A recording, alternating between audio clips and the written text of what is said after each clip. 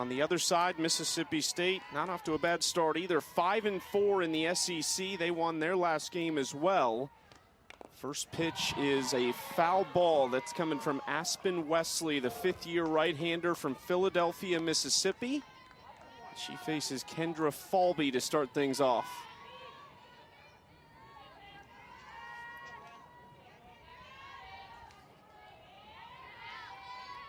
Falby a .441 average, trying to start things off right against Wesley. That's down low, ball one. 1-1 count. Aspen Wesley, 9 wins on the season, matches a career best that she set back in 2022. She's won 3 straight outings, Aaron, but has allowed 3 or more earned runs in each of those.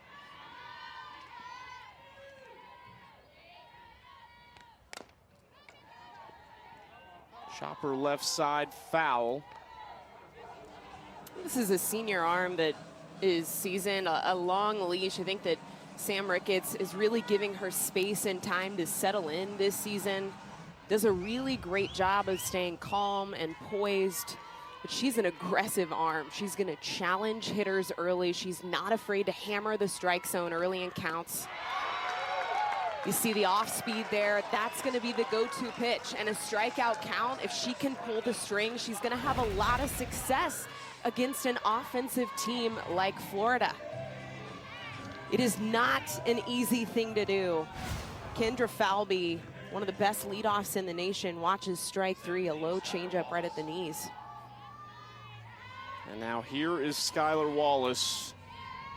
The resume is what you don't want resumes to be in the real world, like 10 pages long right now for her as far as the accolades and the records go. The reigning SEC Player of the Year, the NFCA Player of the Year.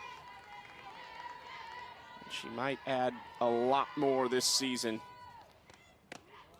Well, this is part of the speed that we talked about that makes Florida such a threat on the base paths. 23 stolen bases. She's only been thrown out 1 time. Whoever that was needs that ball framed in the office down the road. Catches the top of the strike zone. Good spot from Wesley right there.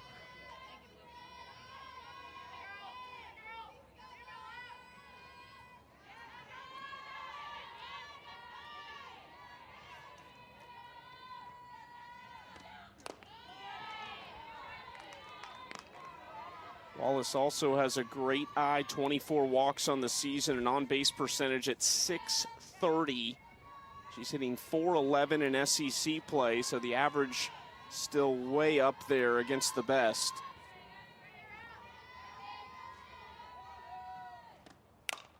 .3-1 crushed right side and foul.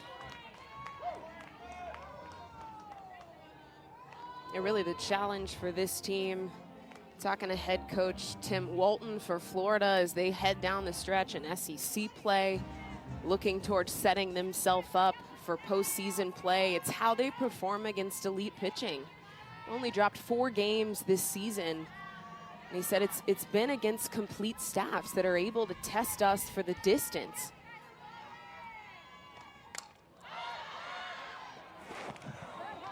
Diving attempt behind the dish for Wesolowski, but couldn't get there. And to your point, Kayla Beaver, they played 2 games against her in Alabama.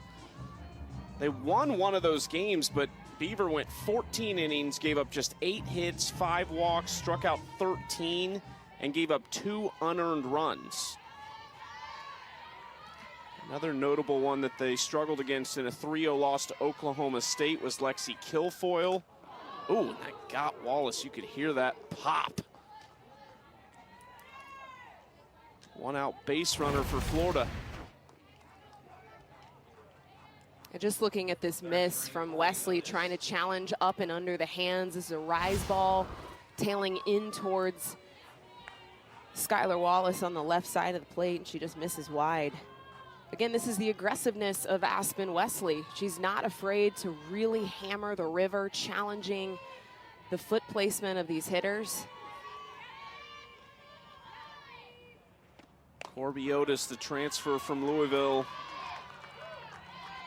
Tim Walton talked about fit. He says, look, the transfer portal is all about fit. Everyone's looking for something. For Otis, it was not just what they could provide on the softball side of things, but also academically. They've kind of worked their schedule to help her as well.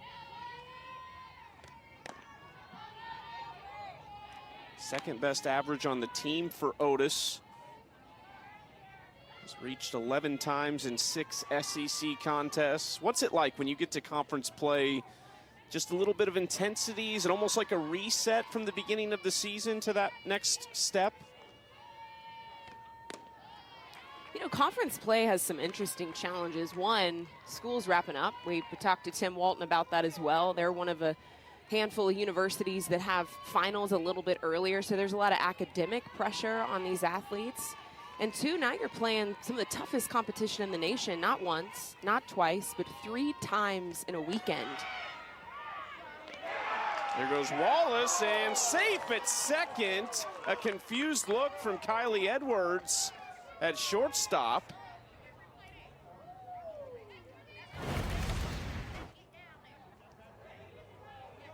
Yeah, the throw looks on time. The tag even looks on time with this replay. I would be shocked, or I am shocked actually, looking now at just the field in live action. I don't think there's going to be a replay here.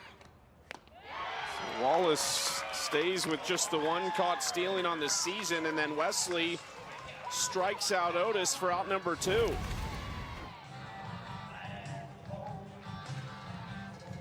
This is a pitch that is perfectly placed, but what gets the bite is the off speed. She's able to pull back, not quite change up speed, but just enough, maybe 5-6 miles an hour off of that pitch. Both of these stabs too, Chucky, and talking to these head coaches, these are arms that don't just have 2 speeds. These are arms that have 3 speeds, 4 speeds. This is an elite pitching staff going head to head, an elite offense going head to head. It's a matchup I had circled on my schedule for a lot of different reasons, but right now these 2 teams are making a lot of noise in conference play. Very successful so far halfway through the season. Yeah, I think one of 2 premier matchups this weekend in the SEC. A&M and LSU also this weekend. That first game is tonight at 8 Eastern. Wesley gets the swing and the miss from Jocelyn Erickson, the transfer from Oklahoma, who's come in and had an outstanding season, run production. 42 RBIs, leads the Gators. Wesley, though, trying to have a clean first inning. 1-2 pitch. I had a chance to cover a lot of Jocelyn Erickson during her freshman season at Oklahoma. Was a freshman phenom for the national championship team. Makes a change. That was one of those transfer wins for Coach Tim Walton. Said she just wanted a different fit. Found it here at Florida. Worked out well so far. Pops this one up, and it will get out of play. He was pretty honest with us about usage of the transfer portal and said, I am picky when it comes to fits. I got to know that they're in the portal for the right reason. Got a pretty good sniffer for that, and we've had a lot of success as a program in the portal. Last year, Pal Egan coming in. She graduated, but she was a nice addition. This is into right field, and it falls. Wallace coming around. She will score. Somewhat of a bloop single to right field for Jocelyn Erickson for her 43rd RBI of the season. You go back to the importance of that stolen base from Skylar Wallace. This one's up in the zone, a rise ball that's just a little bit slower than Wesley's true fastball. You got a sun ball here. And this is just one of those seeing eyeballs, finds the green. Florida able to snag her first run of the game. Now the DP, Reagan Walsh, gets a turn. Watches strike 1 from Wesley. Walsh, a junior from Redondo Beach, California. She had homered in 4 straight games prior to their final game of the series against Kentucky. Had 4 home runs, 14 RBIs over that 4-game stretch. You also could see the knee brace on Cook in right field. Have a little bit of a delay on the jump of that fly ball.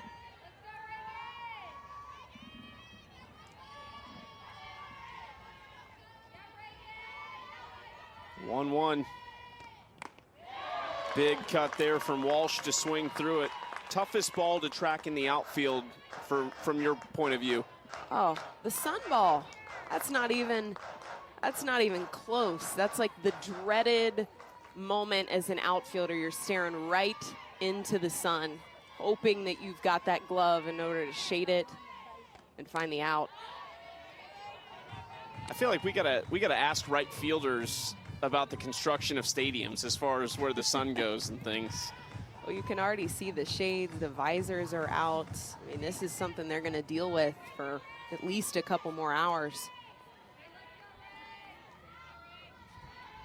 27th pitch of the first inning here for Wesley. Just the 1 run across so far. Walsh slaps this right side. It gets into the outfield. Erickson around to third, and then a runner advances to second on the throw. So second and third with 2 outs. Well, you got to know who you got on the base paths here, too. Jocelyn Erickson has 7 stolen bases on the year. Both of these base hits to Cook in right field, looking like it's catching Florida by surprise, just finding their way onto the green. And Florida chipping away with 2 outs. That's going to go down as an error on the first baseman, Madison Kennedy. Defense has been a bit of an issue for Mississippi State this year. 954 fielding percentage, that's last in the SEC. 39 errors is also last moment for Mississippi State.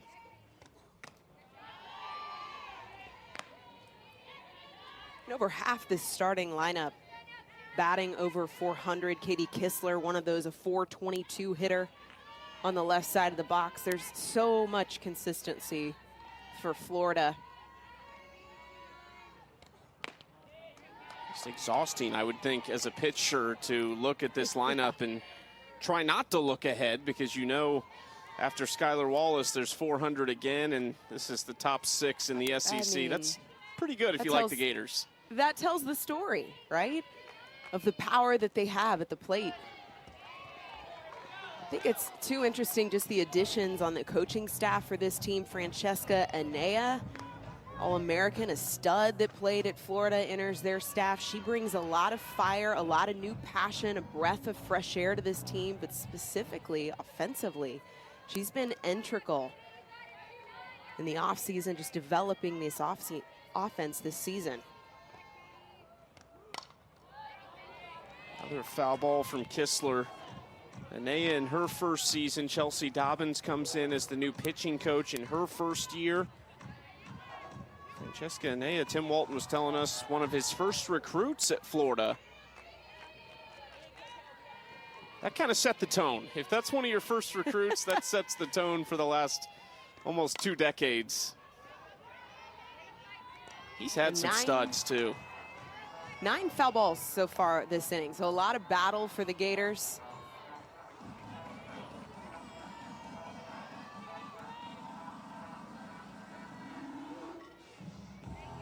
Wesley's 34th pitch of the first inning coming up.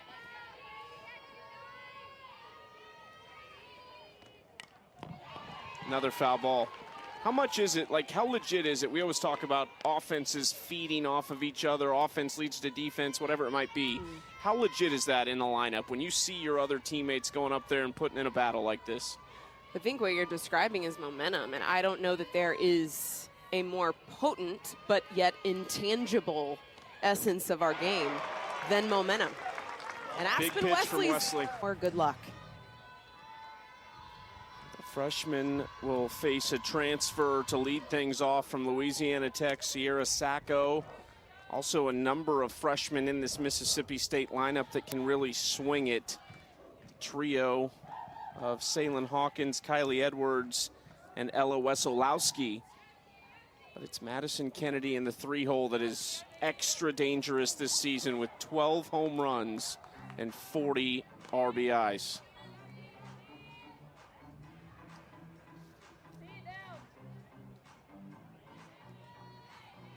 Aspen Wesley got in that jam, but gets out of it. Threw a lot of pitches in the first inning, but have to feel good only giving up the 1 run to give her offense a chance. That's the second best batting average in the SEC, the second most runs scored, and the second highest walk total. All of those second to Florida.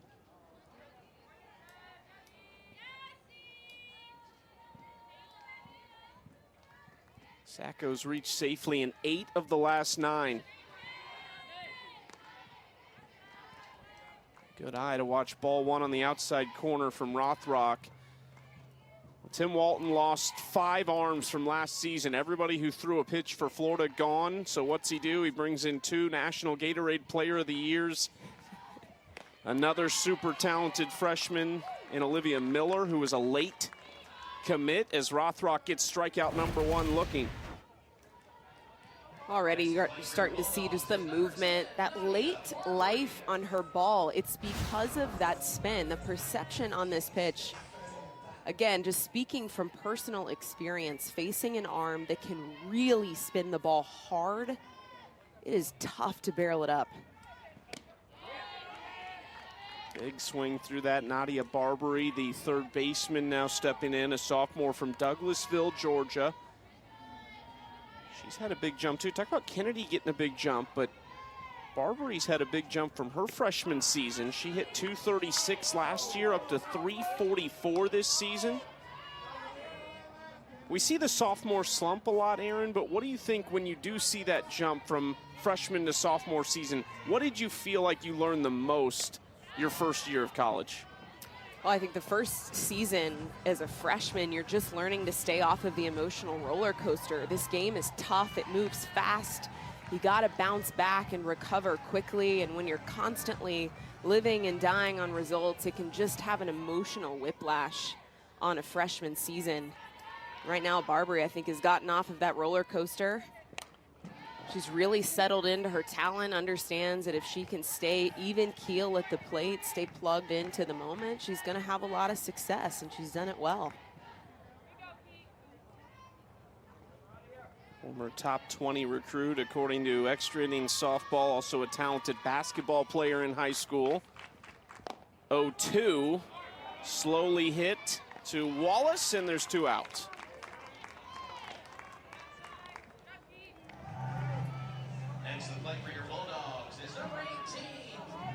Sam Ricketts, year number 5, coming off a 28-25 season. They missed the postseason last year, just a year removed from their first ever super regional appearance. But I love what she said about this team. Their process of what this season has become started right when they didn't hear their name. Even just the approach this year. She said, I think in the past couple seasons, we've played with a chip on our shoulder. We've really pressed our ear to the ground of what the media was saying and the committee and the votes we're getting. And she said, we really have let go of that this season. We really are just doing our thing and proving it to ourselves, what we already know, that we're talented, that we can win tough ball games. We don't need to prove it to anybody else. That fits exactly what she said about Madison Kennedy, just playing loose this year. What she wants her final season to be is a 5th year from Montgomery, Alabama. Said the only physical difference really that she, pretty healthy. She had surgery in August, but she's dealt with some injuries throughout her career. The time off helped. Didn't swing a bat until December or January. She has been the spark for this offense all season long. Career bests in average, home run, RBIs, and walks so far. 2-2 from Rothrock. Got her swinging. 2 strikeouts for Keegan Rothrock and a great approach against Wesley. I think just in the first 2 batters, that at bat against Falby, the strikeout and the leadoff, an elite offense is going to see what happens in front of them and make an immediate adjustment. You mentioned momentum, right, Chucky? That's a huge part of our game. And the quicker we can make adjustments, the quicker you can change on the fly, the quicker you can get your hands on some momentum. I think Florida did a good job of that offensively. Good spot from Wesley. She jumps ahead of Brown 0-2. Talked about the coaching changes for Florida. The same goes for Mississippi State. Taryn Mowat-McKinney comes in as the new pitching coach, previously at Arizona. Hard foul down the left field line. It's interesting listening to Sam Ricketts talk about Mowat-McKinney because it was almost like a recruit. She said, we felt like this was a can't miss for us. Like we had to get her to Starkville, and they did. Said it felt like that's exactly what we needed. Plenty of arms to work with for Mississippi State. Maybe still looking for that third to emerge with Aspen Wesley and Josie Marin. 0-2. Hit hard into right field and gone. That got out of here in a hurry for the freshman Ava Brown, her 6th home run of the season.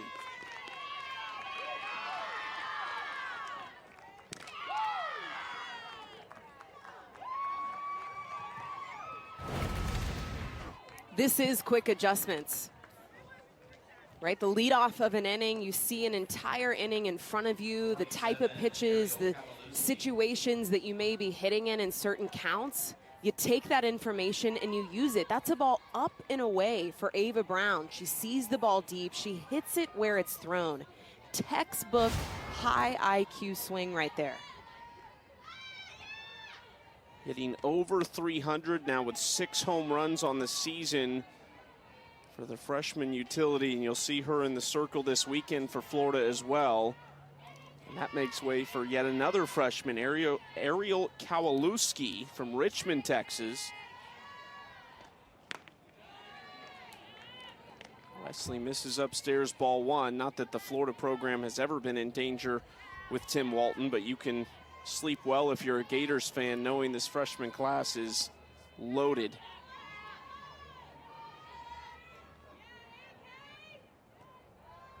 (2-0). Another good spot from Wesley. We've seen that. She's located really well at times. Florida has not been easy out so far.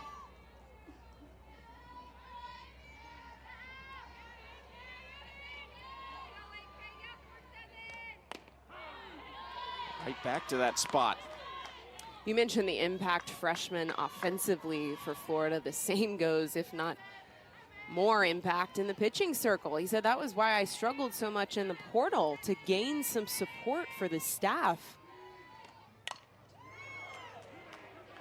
Into right field, a diving catch by Paige Cook in right field to rob Kowalewski of a base hit. We saw Paige Cook get burned in inning 1. She was not going to get burned twice.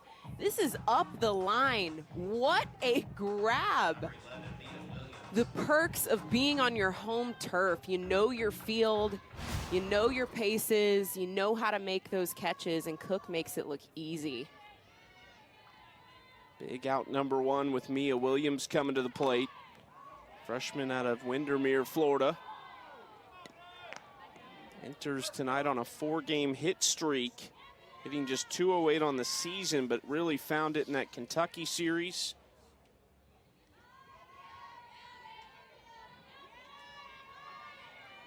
Two of her 3 home runs this season came against Kentucky. Watches that for strike 1. This is another one with speed. 7 stolen bases for Mia Williams. It's amazing the speed up and down this lineup, just sprinkled throughout. This has got to be a lot of pressure for a defense. With a half-hearted swing. 5 players with at least 7 stolen bases. 3 of them haven't been caught stealing. The other 2 have only been caught once apiece.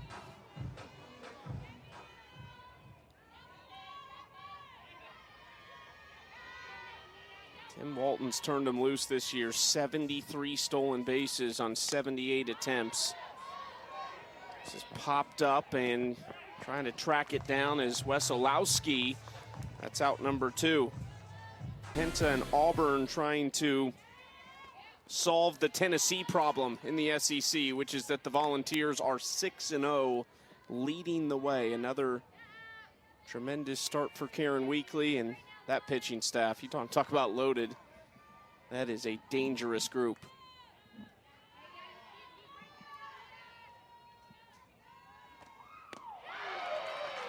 Big swing and a miss. I think they actually had brought Williams back. That must have hit the net on that pop-up. So she ends up striking out for the 4th strikeout for Wesley. Again, just the off speed for Aspen Wesley, so filthy. 3 speeds you've got to protect. You can't be early in a 2-strike count against this arm. Slapped left side. Nice play over at third for out. Now trying to get to Keegan Rothrock in the bottom of the 2nd inning. 4-5-6 led off by Paige Cook, who had that nice diving grab in right field just a moment ago. It's another leader, vocal player, Chucky. Sorry. This is, again, just another one of those athletes I've seen evolve at Mississippi State. Coach Sam Ricketts talks about the senior leadership of this team, and Paige Cook being one of those. A very vocal athlete. Very vocal. You know how people lead in different ways. They kind of have their own style of impacting a team. It's rare when you can get an athlete that does it with her play and her voice, and that is Paige Cook. Yeah, high praise for the likes of Aquana Brownlee and Riley Hull as well, who have been great leaders maybe in the dugout in different roles this season for the team. Popped up on the infield and taken care of by Kowalewski over at third base for out number 1.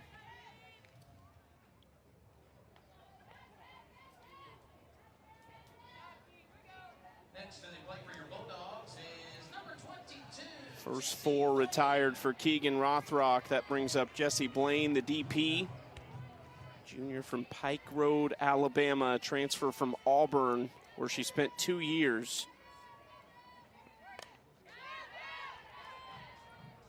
Blaine, one that's having a career season in her first year at Mississippi State. Something's clicked for her. 350 average, has driven in 23 after hitting just 236 last season.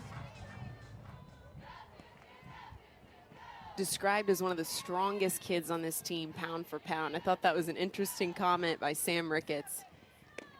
Said Jessie Blaine just absolutely gets after it in the weight room. Her dad is a Marine. She's a very passionate player, one of the most prepared on this field. You will not outwork this young woman.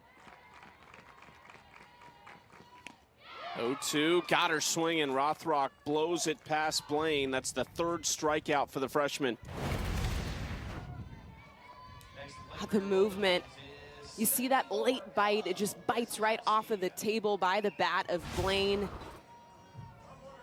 When you really combine the late life, the speed, plus the leap off of the mound from Rothrock, I mean, it's coming at you fast. While it may clock at 70, it's feeling like 75 to these hitters in the box. Brings up Ella Wesolowski. Talking about that leap, that was one of the changes this year. The pitchers allowed to disengage from the playing surface during their delivery just to kind of make that call a little bit more consistent. I like the rule change. Are you with that, or do you like the old way? You know, you ask me on any given day, any given season, I think because this year we've seen such an offensive force from our sport, I think our pitchers need that, right? We're always looking for ways to make our game efficient, to even up all sides, all facets of our sport. And right now, I mean, even from the first weekend out in Clearwater, the ESPN Clearwater tournament, the offensive explosion we've seen this year is wild. In the air to center field, that's caught out there by Skylar Wallace to lead off the top of the 3rd for the Gators. Not too bad so far. These are not SEC ranks. These are Division I ranks. Leads the way in on-base percentage. One of the speediest players in the country as well. Added to that stolen base total tonight. And that stolen base was vital. That base hit by Jocelyn Erickson after the strike out of Otis allowed for the first run of the game. It's a good point. We had talked about that. Maybe a challenge opportunity. It's got to be difficult in that situation as a coach. You get to first inning of what you expect to probably be a close series, and oh man, do you want to use one or not? 3-0. Misses for ball 4 to Skylar Wallace. So a hit by pitch and a walk for the reigning SEC Player of the Year. Also, just your odds. The fact that she's stolen 23 bases successfully coming into this game. I may be a little hesitant to pull the trigger on a replay there. You're thinking, no way we got her, right? No way. Never happened. Could we? Inside ball 1 to Corby Otis. Struck out swinging for the second out of the inning back in the first.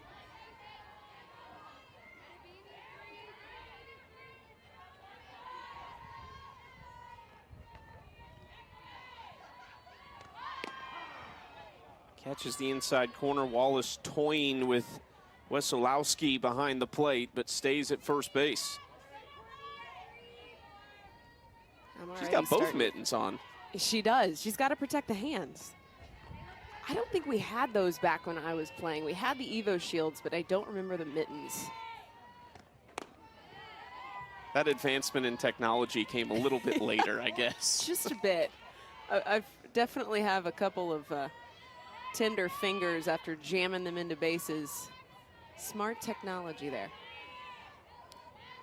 I just want to know how that came about. How did we get to putting oven mitts on runners at first base? I think probably a couple broken fingers, and you start asking for some protection there. Oh, the things that have evolved. The technology, the action clock, all the things. So much has evolved in the sport of softball. All good stuff. See the action clock there, left of your screen. Wesley working quick on that one. She is. You know, it's interesting, Chucky, I don't know if you've noticed this too in calling softball. Most of the time I ask coaches, you know, what are your thoughts of the action clock? Are you liking it? Is your staff dealing with it? Are they evolving with the change? And a lot of it doesn't have to do with the pitchers. It has to do with the coaches standing in the third base coaching box. That it's really pressuring them to call situational play calling quicker. They're having to really stay plugged into the game at a much faster pace. I know that was a conversation I had in depth with Coach Patty Gasso at Oklahoma. She said, it is just really challenging my brain to move quick. Slap to the right side, taken care of over there at second base. That's going to be a double play on the line out to Hawkins. What I'm looking here is if the runner is in motion, and they are. This looks to be a hit and run, just an unlucky situation. Skylar Wallace in motion. She does pull her head up to see where that ball is hit, but it's right into the glove at Hawkins' second base. Defense helping out Aspen Wesley right there to bring up Jocelyn Erickson, who watches strike one. Back to your point on the action clock and the quicker calling. It's interesting because you think about the pitcher a lot, but it's the hitter has to be in there by the 10-second mark. So realistically, the coach, you got 8-9 seconds before that call has to be made. Yeah. It's not just what is happening right now. The coach has to be thinking about what could happen 2, 3, 4, 5 pitches from now. I mean, their brains are working so far ahead so that they can make that split-second decision for a hit and run, just like that.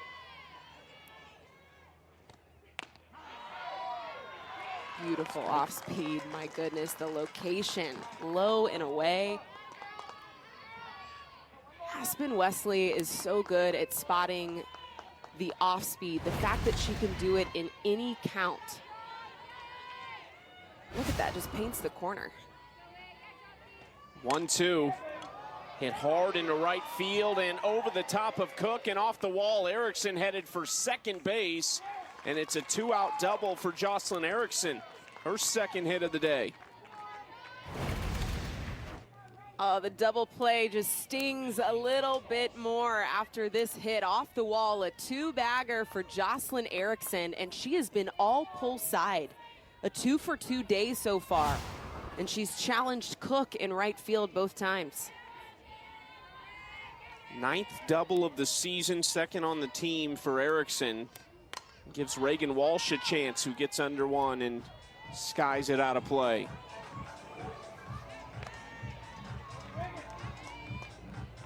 Walsh with 12 home runs on the season. Another big bat for this team. You can see there, even on the foul ball, just the type, the size, and the intensity of her swing. 4 more home runs this season already than last year when she hit .310 with 8 home runs and 49 RBIs. Looks like she will pass those easily. You get the foul ball. This one is just a bit slower. Hard to tell with the blind eye, but that's what gets her to buckle the knees on that pitch. That's the advantage of a 3-speed arm. Hit hard left side and squeaks through the 5-6 hole. Went off the glove of Barbary. There's 2 on with 2 outs. We'll wait to see how this is scored. It is off of the glove of Barbary at third. Hit so hard, you could even see the spin on that ball. Tell you what Coach Sam Ricketts loves, and that's the addition of the off-speed. She is so committed to the off-speed pitch. There has been 3 arms, I'm even looking at just their staff, that didn't have a consistent off-speed that now do. Aspen Wesley, one of those, adding an off-speed to the mix. That's been her greatest contribution of many after joining the staff. A long history between Tarrant Mullet-McKinney and Sam Ricketts, having played against each other. A really close relationship, and when Coach Sam Ricketts saw the opportunity to get her to join the Dogs in Mississippi State, she didn't miss the chance. Ground ball right side, taken care of over at first by Madison Kennedy. Career for both of these arms. Talked about the impact on this staff, both offensively and in the circle, and how it's actually posed a challenge for Tim Walton to use that transfer portal. So I tried to get some veteranship, an arm to come help just carry the load for this staff, but when you can see the young arms that are already on this team and the career that's likely ahead of them, it's hard to get anyone to take that bait. And rightfully so, you know that you're gonna share some time, that you're gonna get challenged, and that's just part of the decision of switching to a different program. Again, we talked in length about the transfer portal with Coach Walton. Mackenzie Wooten, the lone veteran on the staff, spent 4 years at Virginia, came in the portal, but the other pitcher, the third one, is another freshman, Olivia Miller, who's been really good, 3-0 with a 1.85 ERA, was originally committed to Ole Miss before announcing a change in August as Skylar Wallace runs this down at shortstop for the first out. But Miller, one thing with Florida, they've had so many run rule victories this season, 23 of them, which is a program record. Tim Walton, and I don't think he was upset about it by any means. You love that you're dominating in that fashion, but he says it's taken some innings from someone like Olivia Miller because she's only thrown 22 and 2/3. Yeah. So a lot of those, you talk about 2 innings at least, or 2 innings in most of those games that are run rules, and 40+ innings you haven't played. Yeah, he said that's a very real thing for our team. Said it's happened over 12 different times that she's needed the additional work. He wants to give her those reps and is unable to. And man, how important that is for a freshman arm to get those repetitions, to be in situations that forces her to really dig deep and go the distance. Because you know they'll be in those situations as they approach the latter half of SEC play, postseason. Hit well into left field and deep, gone! A big-time swing for the freshman Salyn Hawkins to put Mississippi State on the board. Her third home run of the season. And now is homered in back-to-back games. Talking so much about freshman impact, Salyn Hawkins wanted to enter the chat, and she does. A no-doubter, almost hits the camera. Whole side of the field. Such a fun athlete, what she's been able to do here. This is a late addition to the team. Coach signed her in the summer, was uncommitted as a senior.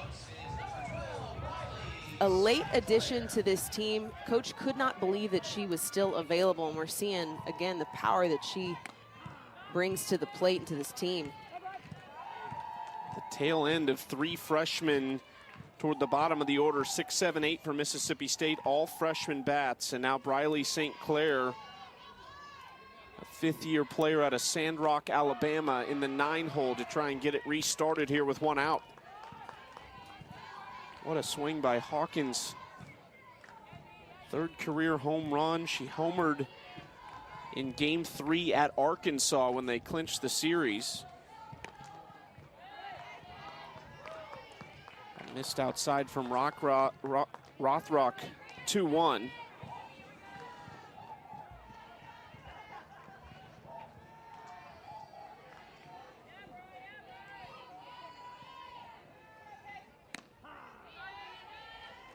Two and two. See how Rothrock responds, her 7th home run allowed this season.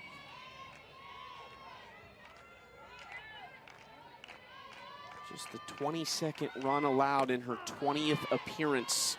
She gets the outside corner for strike 3. Two Tigers in action.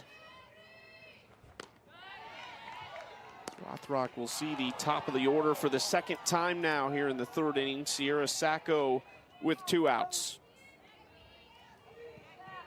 What adjustments are you making? What are the conversations like right now for the Bulldogs in that dugout?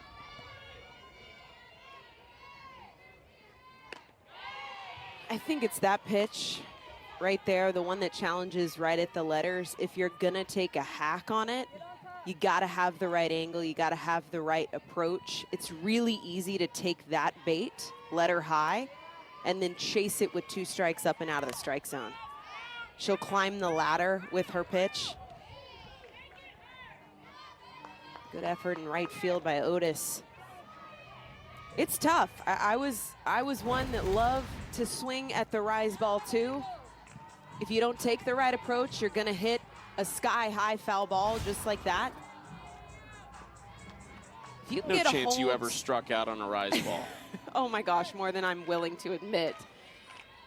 More than I'm willing to admit. 0-2 slapped into left field. Great piece of hitting there from Sacco at the top of the Bulldogs order. They've got a 2-out base runner. Hey, here's an adjustment. She goes back up in the zone, and see how the barrel stays above that pitch. She's working down and through. You see the down spin on that hit. That is a perfect adjustment by Sacco in the leadoff. So much barrel control from the left side. Now Barbary trying to keep things rolling. Takes the first pitch for ball 1. She's 0 for 1 tonight. Grounded out to Wallace at shortstop. Leads the team in hits and doubles this season as she jumps ahead 2-0. Or no, strike 1 on the inside corner.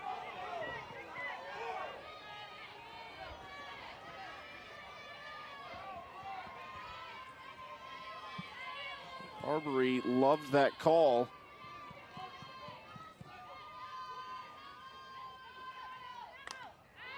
Goes up and gets this one for strike 2.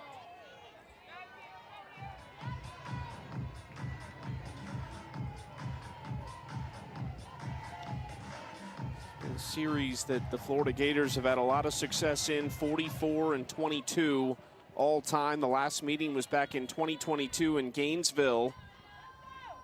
Florida won 2 of 3. That was the year Mississippi State went to their first ever Super Regional, actually hosted Arizona in Supers. Lost for the Wildcats to go to Oklahoma City. 2-2. Into right center field and down at the wall. And Mississippi State is going to tie this thing in the third. Nadia Barbary coming through big. I know I was an outfielder. I know I've got a little bit of a bias here. I'm a stickler for the angles in the outfield, and right there between Falby and Kistler in center and right, there has got to be a better approach to that ball. Has to be more communication, take the drop step back, at least try and keep it off of the wall. What a swing though from Barbary. A tough first pitch strike. She swings at a rise ball for strike number 2 out of the zone. And then Rothrock just misses too far over the plate, and Barbary makes her pay. You know what, Chucky, we knew we were gonna see 2 offenses battle it out this weekend, and Mississippi State has made adjustments on the rise ball. You asked what I wanted to see, it's been that pitch. Kennedy gets into one, first pitch, see you later. Madison Kennedy does it again, number 13 on the season, and Mississippi State has the lead.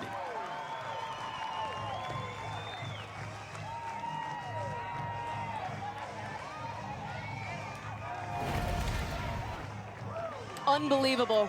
You just can't miss against a team like Mississippi State. Even more against a bat like Madison Kennedy. The hero of this team, the leader of this team, the deepest part of this field, her power alley, pull side. See you later.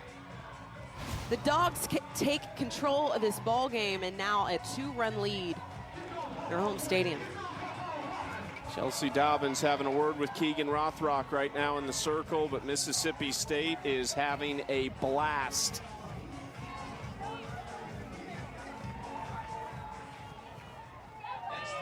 Talking about the 3rd freshman for Florida, it's Olivia Miller, who is now warming up in the bullpen for the Gators. Freshman out of Orlando, Florida. We'll see how quickly 13 might enter this game. Big swing there from Paige Cook, just under it for strike 1. All with 2 outs on the board.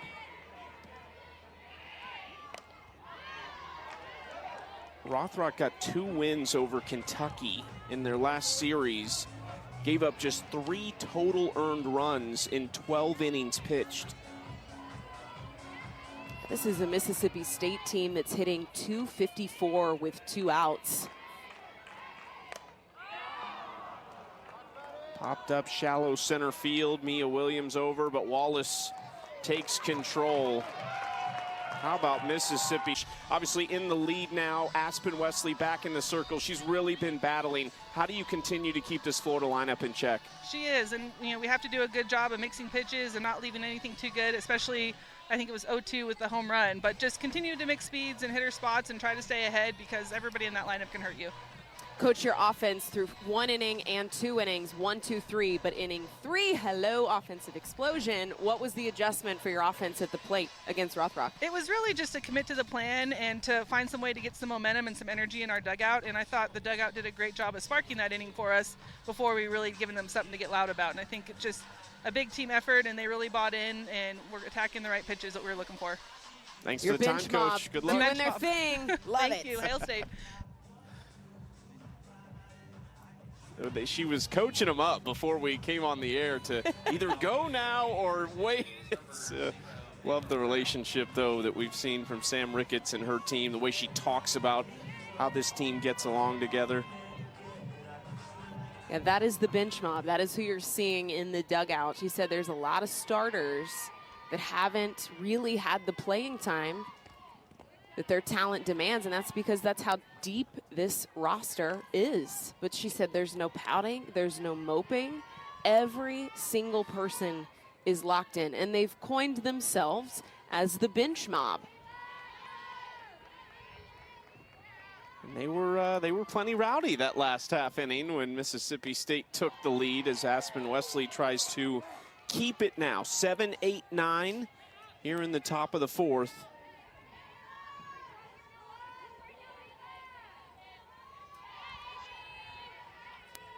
Ava Brown 1 for 1, hit the solo home run in the second inning. She watches that on the inside corner for strike one.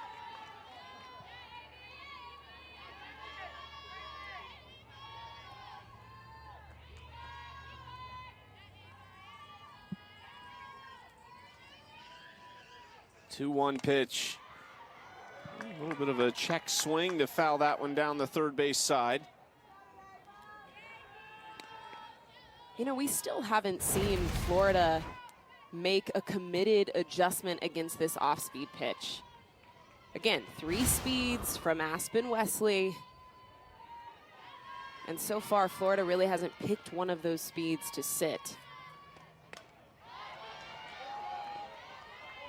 Popped up and out of play. I call it an oopsie swing. It's a check swing where you're unable to make a decision in time. The bat just peeks over the strike zone, makes contact. We've seen that a handful of times so far from Florida, and it's because of the mix of speeds from Wesley. So deceptive. Is that a technical term? The oopsie swing? Like, if we go to the analytics, what are you hitting on those? Exactly. What report am I running for the oopsies that have happened in this game? Aaron Miller-Thiessen hitting .432 on the oopsie swing this season. Wesley doesn't get the call against Brown, and it's a leadoff walk in the fourth.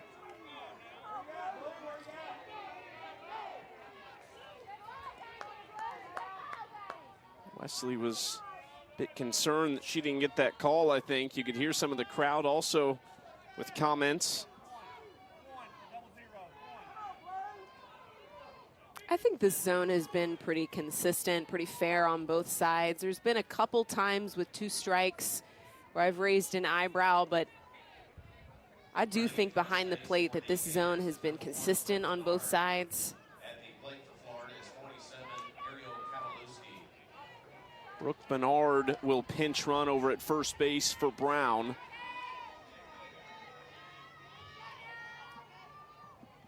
Ariel Kawaluski, who lined out to right field, had that base hit, potential base hit robbed by Paige Cook. You can still hear the fans just not happy. That is Shane Jackson behind home plate.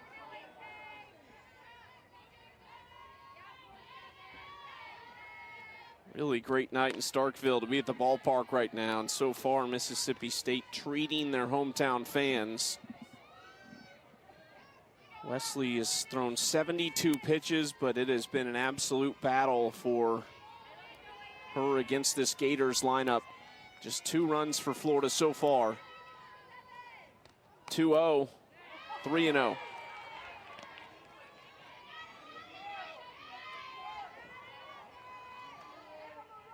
This is the 8-hole hitter, and not that it gets much easier for Florida top to bottom, but certainly don't want to get in a spot where you turn this thing over with 2 or 3 on and nobody out or just 1 out.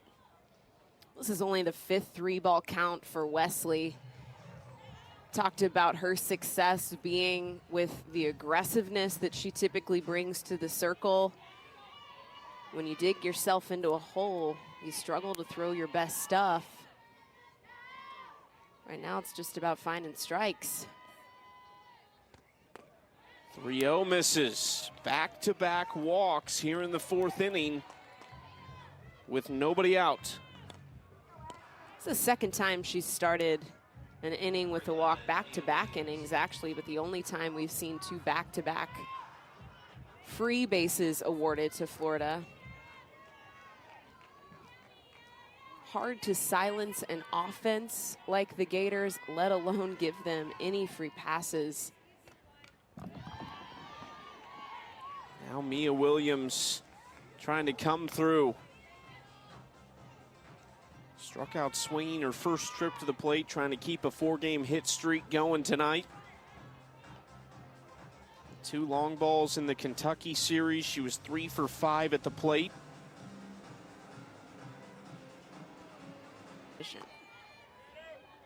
That is just ridiculous. Wow. 0-1. Bunt laid down. Wesley going to first. Sacrifice executed to perfection for Mia Williams to move 2 runners into scoring position.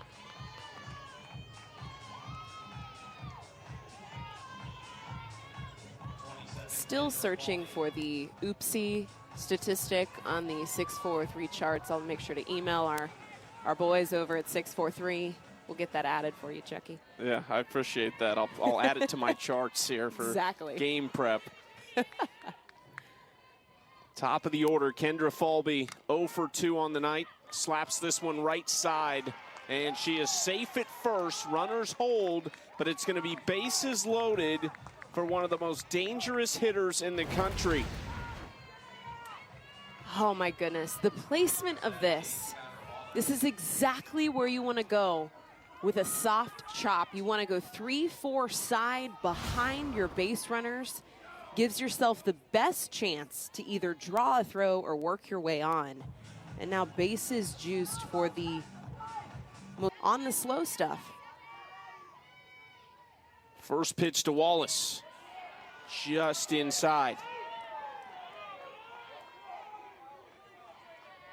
2 walks to lead off the inning for Brown and Kowalewski.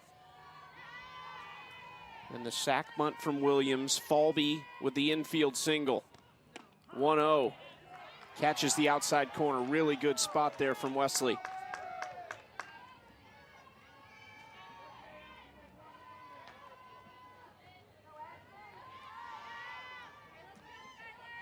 Aspen Wesley, one of 3 of the top 4 arms that returned from last season.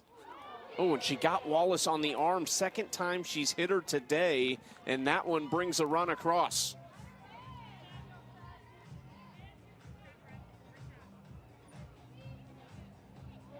That's Wallace's 9th hit by pitch. Not afraid to crowd the plate. Again, Wesley loves to challenge under the hands of left-handed hitters.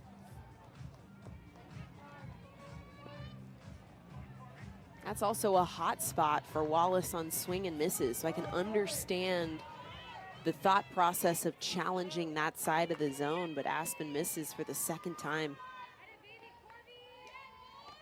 1 out now for Otis, who takes a big swing through that for strike 1.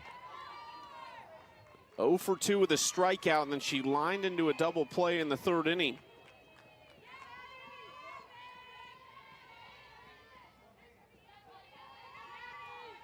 Oh, 0-1 pitch from Aspen Wesley. Inside ball 1.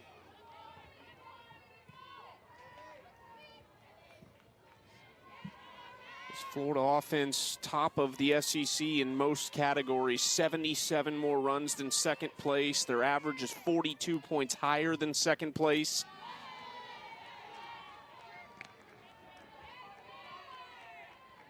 Have absolutely dominated on the offensive side.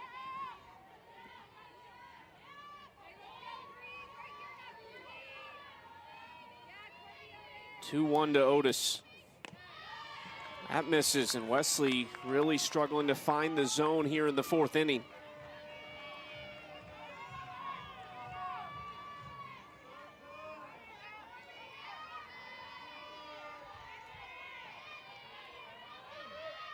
'85th pitch coming from Wesley. And that misses. So a hit by pitch of Wallace brings one in, and now Otis walks a run in. You really just have to break down this inning. I mean, leads off the inning 2-1. For Delaney Everett. First pitch to Erickson. Nice location on the outside corner. For what's been a slow working inning in the circle, that is precisely what you want to see. First pitch coming out of the bullpen, hammers the strike zone. And does it again, same spot.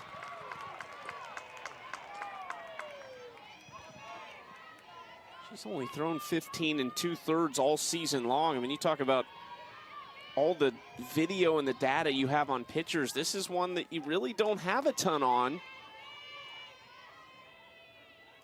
0-2 from Everett. Got her swinging. How about that from the freshman? Oh, you know her heart is pounding out of her chest. Look at the fist pump. She's able to step into a bases-loaded situation against a huge bat of Jocelyn Erickson. 3 pitches and gets the second out of the inning. So much composure from the freshman. Another strike. 4 pitches, 4 strikes from Everett. Look at the eyes. I mean, she's got ice in the veins right now. Second pitch to Reagan Walsh is a strike. Wow.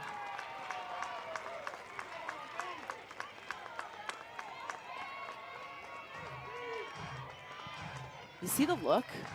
Lowers the brow. I'm shaking in my boots if I'm in the box facing this arm. 0-2 to Walsh. Just a touch outside. It's a tough take, but a good take from Walsh. Doesn't chase this ball. This is outside of the river.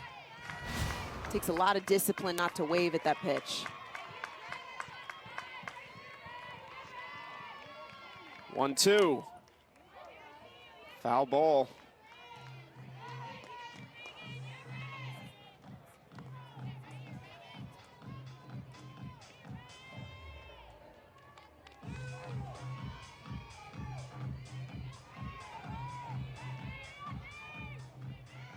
Another 1-2 pitch. Chance to get out of a bases loaded jam in the 4th inning.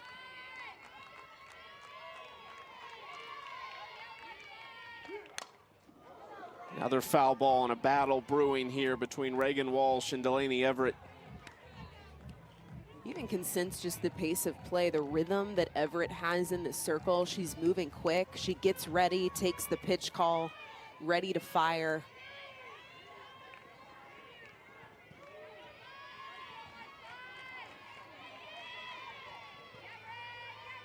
Another 1-2. Walsh keeps fighting it off.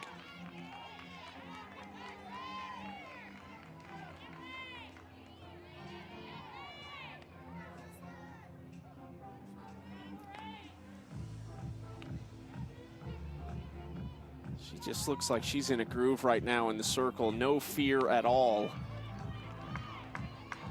You live for these moments. As a new arm on a very seasoned staff that has a lot of experience under the belt, you get the nod in this moment. That's huge. Basically the same story over and over again right now for Reagan Walsh, just fighting off pitch after pitch, waiting for something. Hoping the freshman will make a mistake.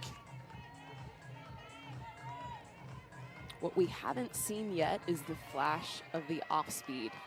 We know that is a signature of pitching coach Taryn Mowat-McKenney. Upstairs, another foul ball. This would be a moment in a battle.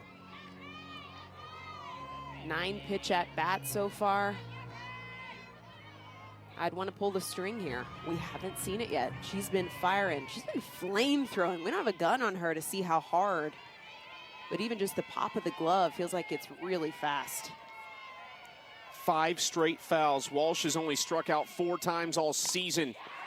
This is hit hard into deep center field, and it's down. At the wall, Florida will take the lead. 2 runs come across. Advantage Walsh.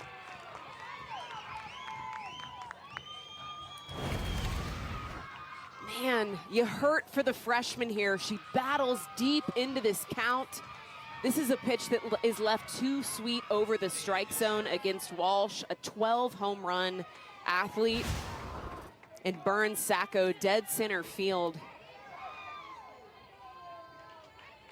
I've said it once and I'll say it again. That is exactly where you'd want to throw the off speed. We just haven't seen it yet from the freshman. She has yet to challenge the timing of Florida, and that's what was so successful with Aspen Wesley.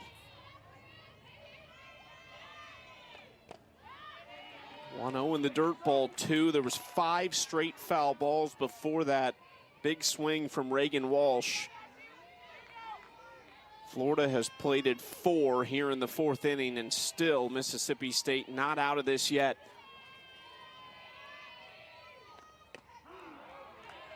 Strike 1 on the 2-0 pitch.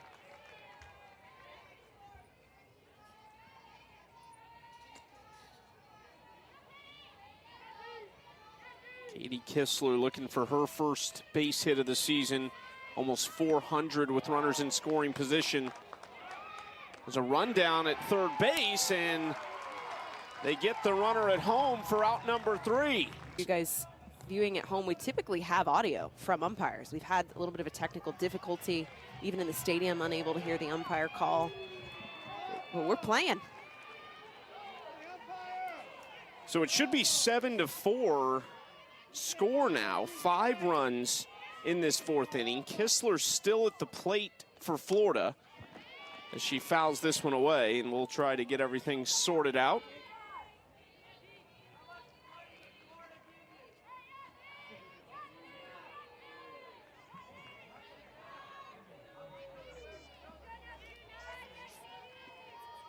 So we're being told it's been ruled. Or go ahead, Aaron.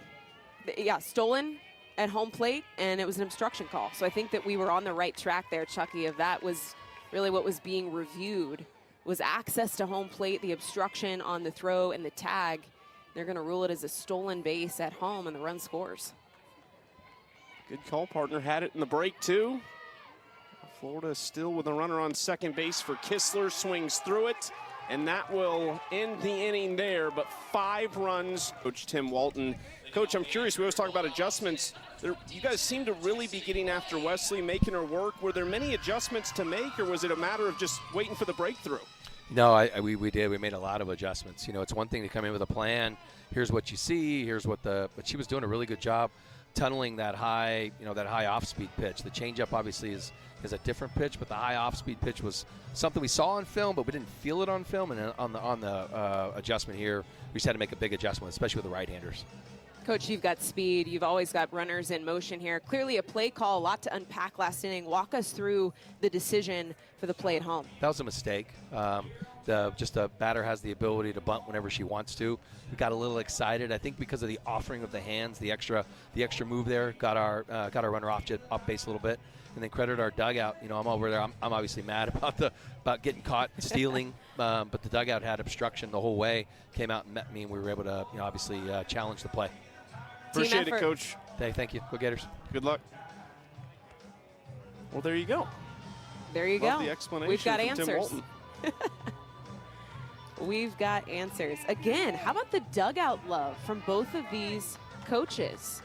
We've got the bench mob from Mississippi State, and then you've got the dugout assisting head coach Tim Walton with the obstruction call. Earns him a run. Interesting, too, with some of the things that are reviewable that have changed this year. One of the big ones is the runner leaving early from a base. That seems to be a big responsibility put on either players in the dugout, a certain assistant coach, but that's been an interesting change to the game this year. High in the air, Jesse Blaine pops this one up in foul territory where Wallace is there for out number 1. That's been a specific strategy. First time I saw it was early in the year. It was Stanford, and it was an inning-changing call. Overturned a base runner that scored. She left early. I mean, it can change the course and the momentum, back to that word momentum, of a game. And you're exactly right. asking a specific player, a few players, a staff member to just watch leadoffs on the base paths. It's a very important job. Well, notable Rothrock stays out there. I'm not sure it's a huge surprise, especially after they got the lead, but it'll be interesting to see how the freshman bounces back after a tough third inning. It was a good start to the third. She retired 7 straight to start this game. Then the solo home run from Salen Hawkins. The other 3 runs, though, came with 2 outs.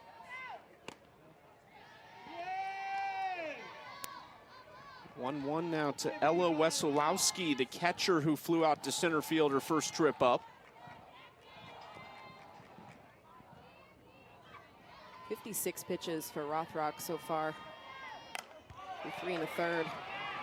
Hitting the center field, and Kendra Falby is all over it for the second out. That was as many pitches as Aspen Wesley had through 1 1/3 innings. So a lot of efficient work for Rothrock in the circle. Look at the first 2 innings of this game. 3 up, 3 down. And that big explosive offensive outing in the third for Mississippi State, and already 2 quick outs here in the fourth.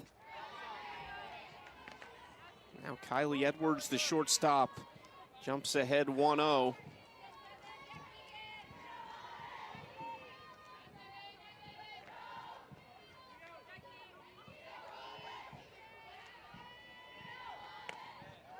This is inside for Keegan Rothrock, freshman from Whiteland, Indiana.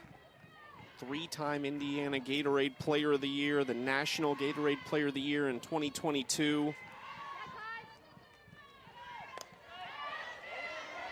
It's another one of those freshman phenoms, and Edwards at the plate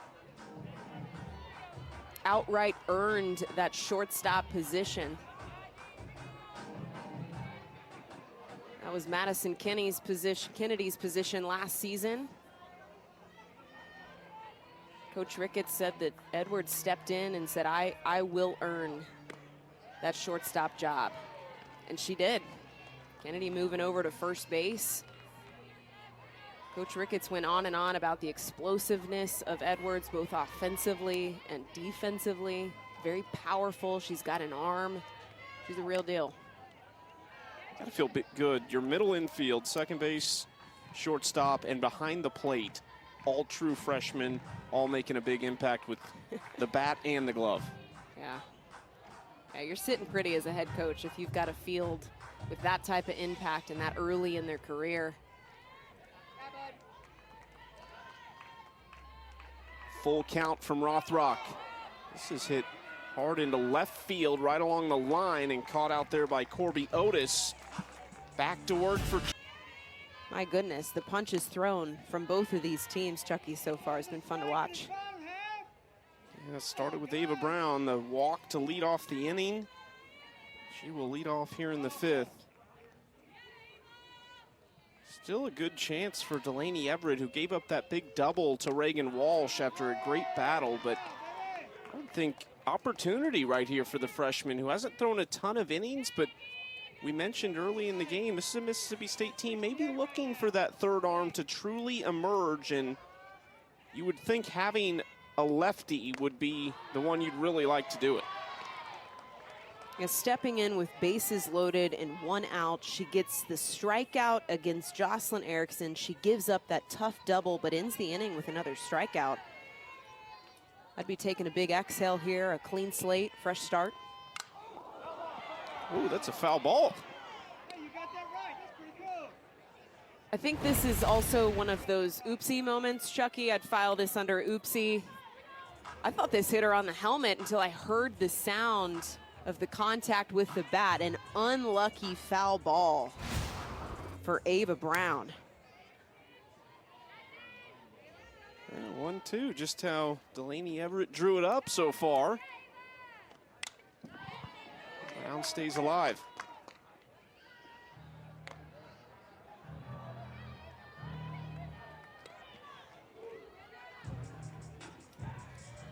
Delaney Everett, part of 3 new pitchers coming in. They lost 4 arms from last season. Reese Berline, who threw their second most innings pitched, is now at Arkansas, and Brown swings through it. Strikeout number 3 for Everett.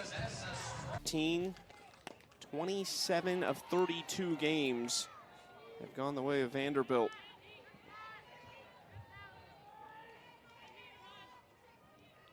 Ariel Kowalewski, the third baseman, who was the second walk in that fourth inning and came around to score. A 1-1 count to her. Tell you what, you know it's a good year in the SEC when Florida is picked 7th in the SEC preseason poll. They finished 8th last year. That is the first time in Tim Walton's 18 full seasons at Florida that they have finished under 6th.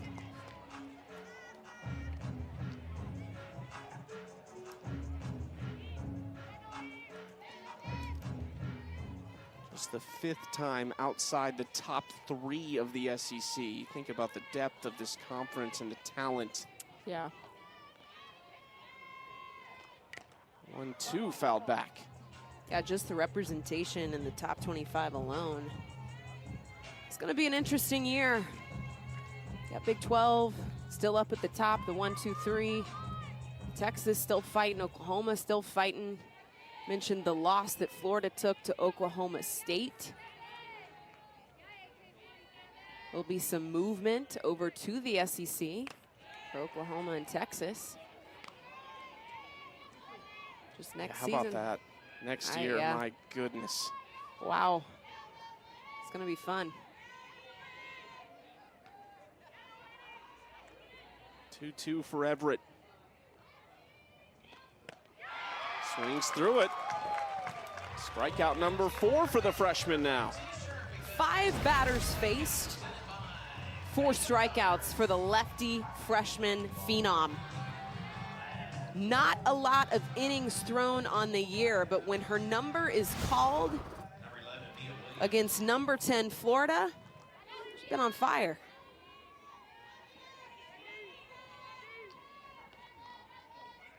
Now to the 9-hole Mia Williams.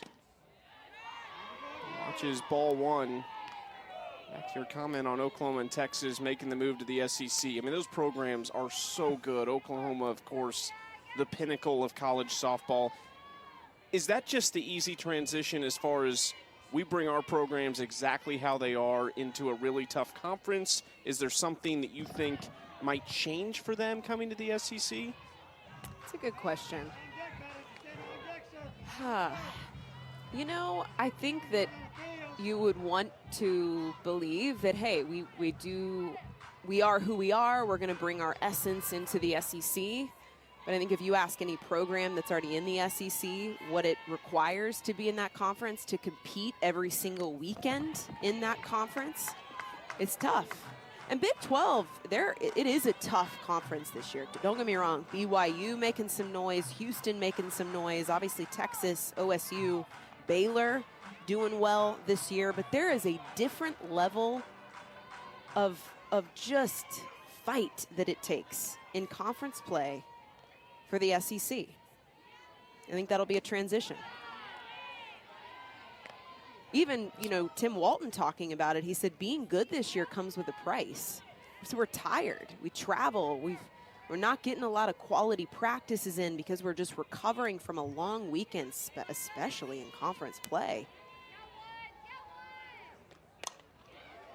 2-2 lofted into deep center field, caught out there by Sierra Sacco. Top 20 matchup, top 17 matchup after the new rankings came out this week. Mississippi State looking for more offense here in the bottom of the 5th inning against Keegan Rothrock. Salen Hawkins delivered her only trip to the plate, that solo home run that really kicked off the 3rd inning for Mississippi State, in which they scored 4. Since the 2-run home run from Madison Kennedy, Rothrock has retired the last 4 batters. 1, 2, 3 the last inning. It's fallen behind here to start the 5th.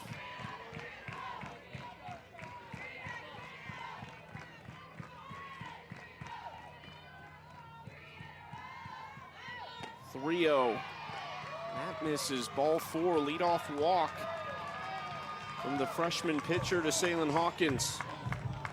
And not only is that her first walk given up, but it comes at the first batter of the inning. Cardinal sin within our sport. If you know, you know. Conversation with Jocelyn Erickson there, and it's just such a unique situation with this pitching staff. 3 freshmen and the grad transfer Mackenzie Wooten from Virginia, who's only thrown a couple innings this season. And then also the new pitching coach, and Chelsea Dobbins coming over from North Carolina as Rothrock delivers strike 1 to Briley St. Clair, the 9-hole.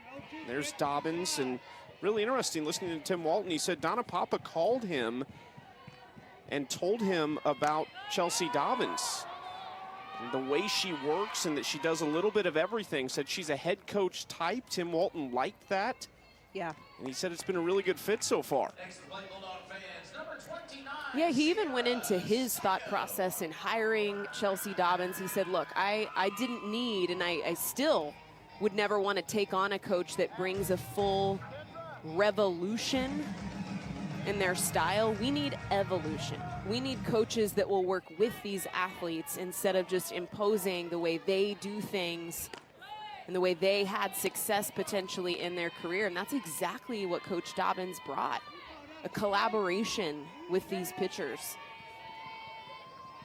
So she's just a stickler about her craft, loves to really get into the game, perfectionist in pitch calling. I asked about her pitch calling style, and he kind of chuckled and said she's not afraid to triple up on a pitch. So don't be shocked if you see a pitch in the same location and the same speed thrown 3 to 4 times in a row. If it ain't broken, don't fix it. He said that's how he pitched. He said if you couldn't hit it, why would I change it? I'll keep throwing it to you. Love the honesty.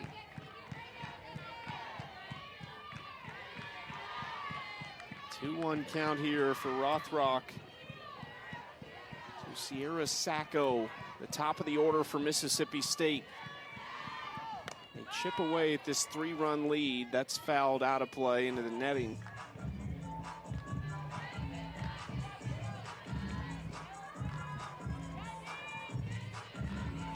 Sacco won 2 state titles at John Curtis Christian High School. Led Louisiana Tech last year with a .335 average, walked 41 times and stole 36 bases, just an on-base machine, and then a menace on the base paths. It's another one of those vocal leaders like Paige Cook. Coach Ricketts said it's really nice to have players that feel like an extension of you, not afraid to chirp, not afraid to call somebody out. Too fast to get 2 there, but they get the lead runner Hawkins at second base. There's 2 outs. Next to play for your Bulldogs is number 10, Nadia. Nice routine play, fielder's choice for Wallace, one of the best to do it on the dirt for Florida. Who was the best defensive player you ever played with? I think that's got to be Shelby Penley. This gets through the left side through that 5-6 hole, and it's first and second with 2 outs. It's always shortstops, right? I think we could make a whole argument in our sport about the athleticism of shortstops. Sis Bates comes to mind. What she did at Washington, Skylar Wallace obviously falling into that category. There's like a swagger, this magic that shortstops have. I was always envious of that as an outfielder. You got Not swagger. jealous, Come on, not partner. jealous at all.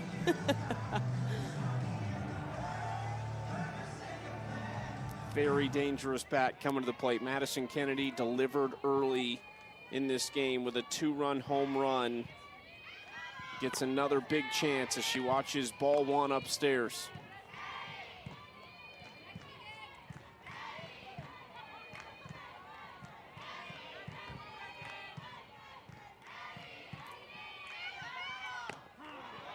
Takes that one for strike 1. Kennedy hit just .226 last year with 8 home runs and 17 RBIs. She's hitting .415, 12 home runs, 40 RBIs this season. It is ridiculous what she's done so far. One of the best hitters in the SEC this year, and has been lights out with runners on base this season. 2-1. Kennedy deep to left, but foul. Couldn't tell if that was going to drop in there on the line or not, but no trouble from Otis. Well, you saw this in the third, the big bomb. This was a literal game changer for Mississippi State, allowed them to take the lead. You know, we dug in with Coach Ricketts about the evolution of Madison Kennedy from last season to this season, and it was simple. She's just playing free, not thinking it, not overanalyzing, just stepping in the box, digging in the heels, taking hacks. Feels silly, right, that it can be that simple with all of the technology and the data and the numbers and the analytics and all the film and the prep, but at the end of the day, it's see ball, hit ball.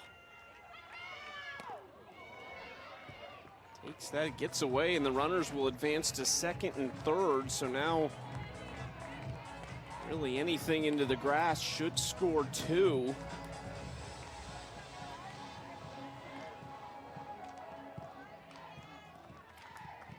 Another big pitch coming from this freshman.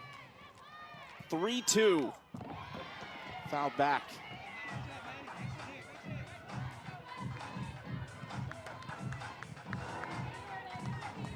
Reagan Walsh for Florida fouled off 5 earlier before delivering for the Gators. Now Kennedy really battling here against Rothrock. Who will win? Another 3-2. Kennedy drives this into left field. It's down in fair territory. And 2 runs will score. Kennedy slides in safely to second.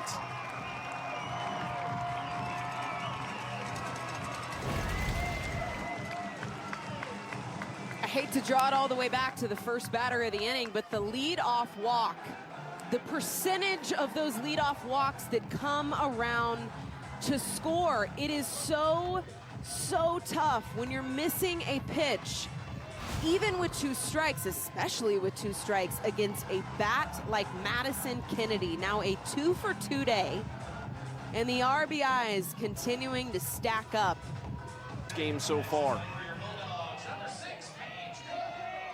Cook has popped out twice to the left side of the infield. Watches ball 1.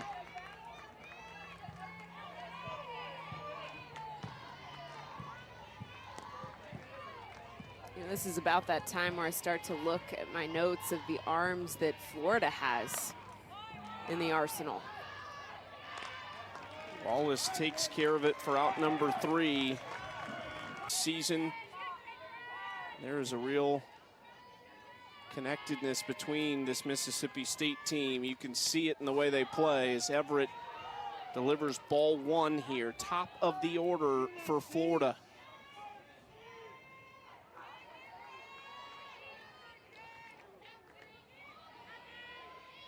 Kendra Falby has 1 hit, came around to score in the 4th inning.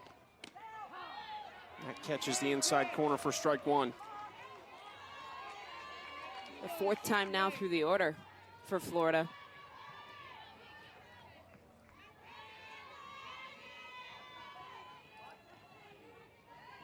First time these first 3 batters have seen Everett, but after that, second time through for her as well. Tim Walton was talking about adjustments even early on against Aspen Wesleyan, and they were making her work big time, just weren't getting those big swings, but you know there's constant conversation for the Gators.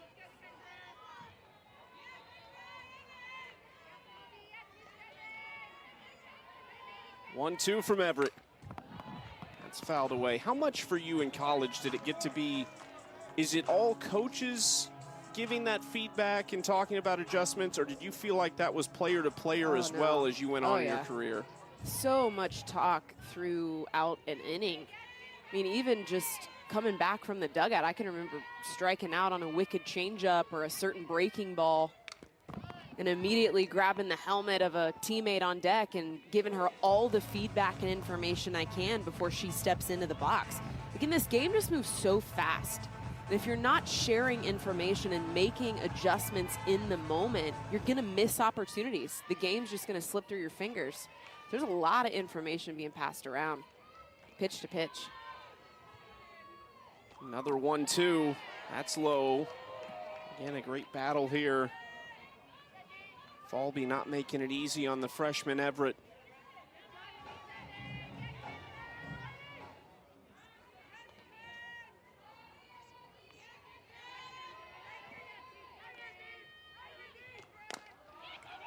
Chopper on the infield, and it'll be tough to get Falby. It's not even close. An infield single for her, second of the day.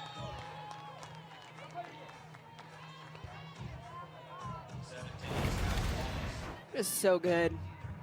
You know she's got speed. She's on the left side, 14 stolen bases on the year. When you can find that high hop, making them wait, the infield has to wait for that ball to come down out of the air. No brainer. South Carolina, Alabama baseball coming up next. That's currently on SEC Network Plus.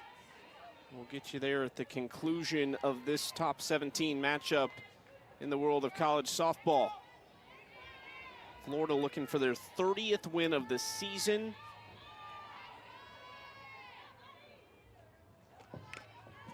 Oh, 1, that's fouled straight back by Wallace. It's an 0-2 count. That swing almost took me by surprise. We haven't gotten to see many cuts from the bat of Wallace. 2 hit by pitches, a walk. She did snag an RBI with the walk. You don't get to say that often.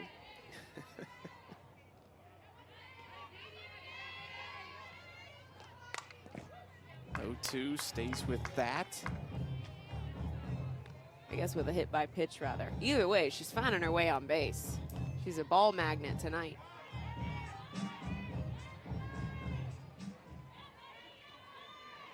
I think Otis brought one in the next batter, though, with a RBI walk. So you had the Yep. RBI walk and hit by close. pitch back to back. Don't see that very often. Wallace, another foul ball.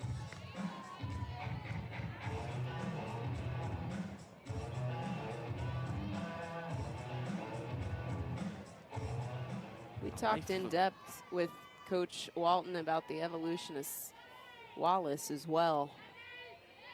He talked very little about her ability and much more about her evolution as a human, which I found really interesting. The fact that he's gotten to coach her from the national level and now here at Florida, and said she's nicer to herself. She doesn't take herself as serious anymore. She's just a more bought-in teammate. Overall, it just feels like she's exhaled this season, which is nice to see. Yeah, first got to coach her at the junior women's national team as she ropes this one into center field. And it's back-to-back singles for Florida in the 6th. 33, Corbin Otis. It's a lot more things on the plate, too, this season that, well, not just this season, but last year as well. NIL, the whole social media explosion. I mean, these things were really just hitting the scene from a media standpoint when I was still playing, but NIL has thrown a whole nother beast into the mix for collegiate athletics.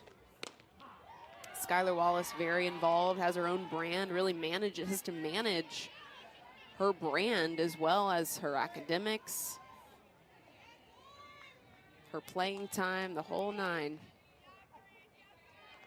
It is interesting how much more there is right now for athletes from a social media perspective and all the rest that goes into it, the recruiting, the possibility of the transfer portal, and probably more voices they are hearing than ever right now. And you know it because you lived it as a college athlete, how much there already was before these things came around. The access, right? It's just like constant noise. Constant noise. It's hard to break free of it, you know? You want to take advantage of NIL because it's available to you now, but you also don't want to be so out there that you're subject to hearing all the noise. It is a hard thing to manage, and I can only imagine what it's like to manage it as a coach. Wow. This is driven into right field. It gets down, and it's going to the wall. 1 run will score. Wallace coming around. And Otis into third. 2 more come through for the Gators.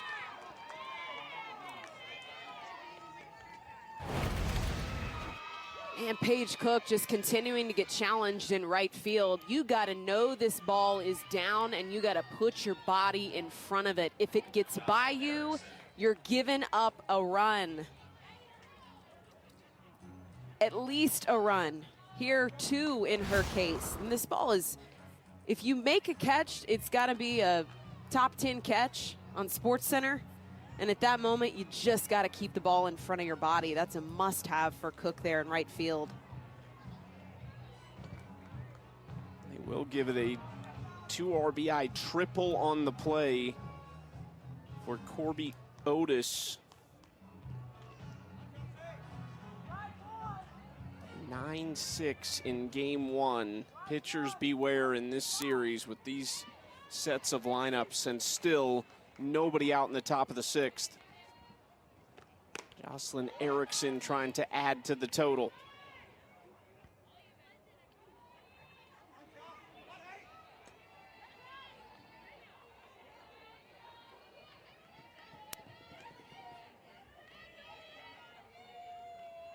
One 1-0 pitch from Everett.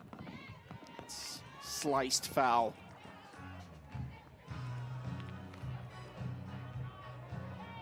Florida 5 for 10 tonight with runners in scoring position. They've driven in 6 runs. They've still left 5 on the base paths tonight. Mississippi State's only left 1 out there.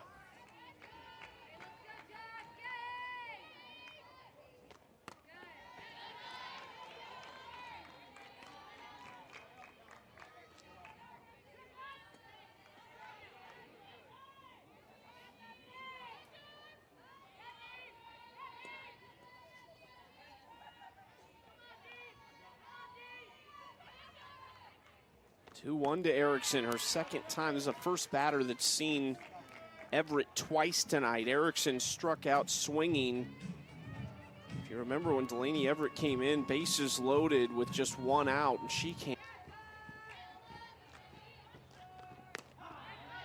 3-1 finds the zone. For Florida, it was 8 straight wins coming into this one, dating back to their sweep, or excuse me, dating back to their last loss, which was game 3 at Alabama. They almost swept the Tide as well. For Mississippi State, they've won 4 of their last 5. They took 2 of 3 at Arkansas. So they're feeling good right now as well. Got game 3 against Texas A&M. That win against Texas A&M in game 3 to avoid a sweep, I always think those are really telling about a team and the ability to, the maturity level of a team at a place like or against a team like A&M, who's been so good this year, to find a way to squeak one out. This might stay in play at will, and it's caught by Barbary for out number 1.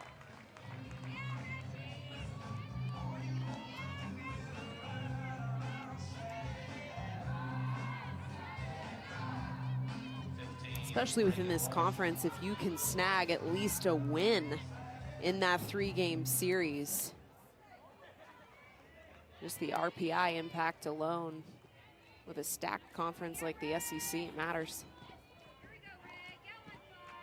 Mississippi State has some really good wins this season too. They beat Louisiana twice. They have a win over Clemson, a win over Utah. They took 2 of 3 at Ole Miss. And then of course, just mentioned the Arkansas wins and the win against Texas A&M. This is a battle-tested Bulldogs team. That's why you're seeing what we've seen tonight, their ability to bounce back after Florida hits first and then comes back again.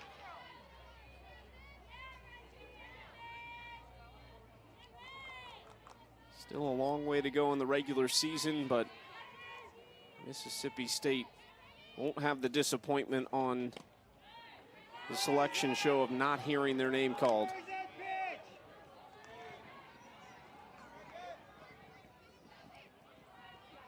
What do you call a strike on the bottom half?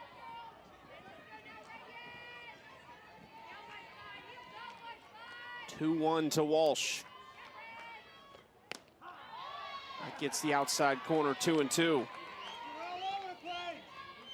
Be a milestone for Sam Ricketts as well when she picks up that next win. It'll be number 150 here at Mississippi State. Took over for longtime head coach Van Studeman, who she was an assistant coach for when she first came to Starkville.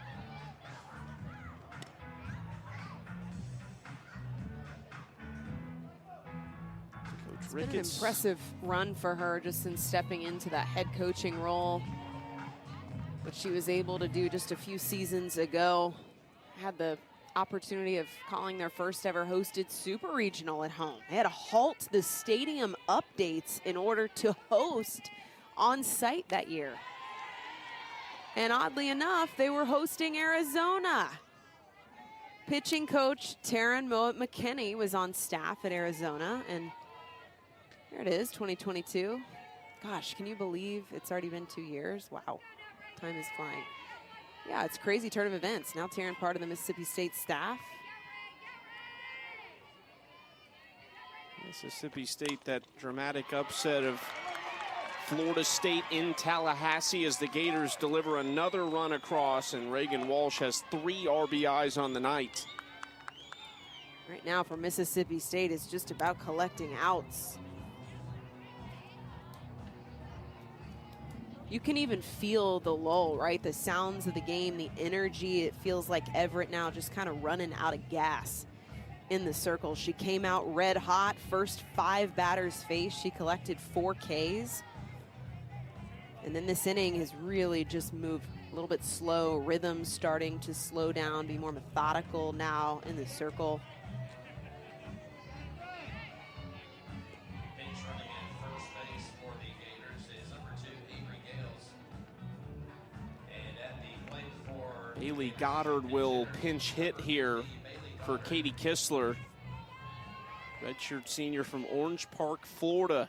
She had a pinch hit home run against Kentucky, hitting .355 on the season. You gotta love that from your bench if you're Tim Walton. .355 sitting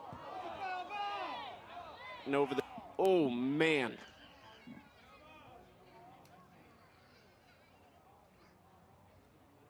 They're gonna take a quick look at Bailey Goddard.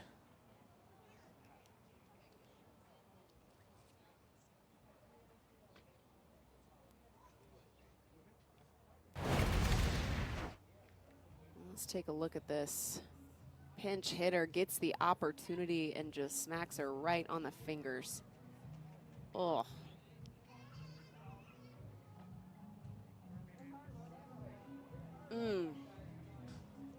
Been there. Not fun. Team and hit by pitches. She's been hit by 10 pitches this season.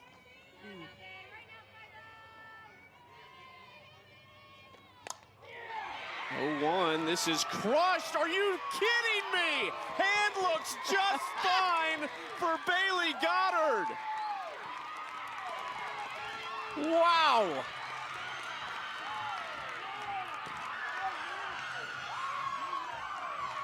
She told Tim Walton she was good.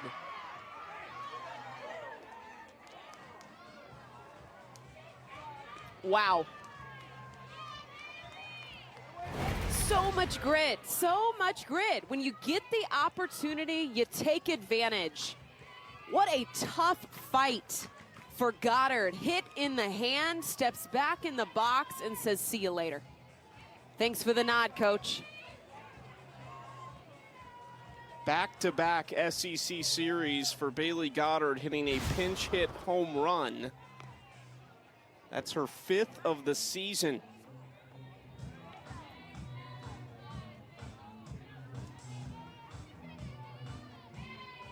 Played in just 7 games last year before a season-ending injury, redshirted in 2022.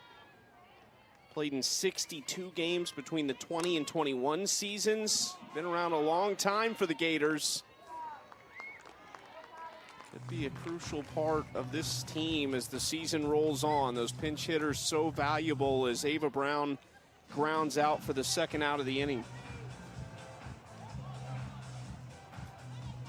47, Ariel Kavalewski. The way this game has evolved is wild. The score doesn't really tell the story of how this game has felt. Or maybe it does. I don't know. Just the punches back and forth. I think this is going to be a long weekend with a lot of battle between these two teams. I'm with you. It's been an interesting game for sure. 18 runs combined. And I think we expected offense. The way Mississippi State's done it has been interesting. It's been so timely and kind of almost out of nothing with 2 outs for 5 of their runs. Just trying to limit the damage in the 6th to what it is right now. Still a very tall hill to climb with just 6 outs to play with when the Bulldogs do get back to the plate.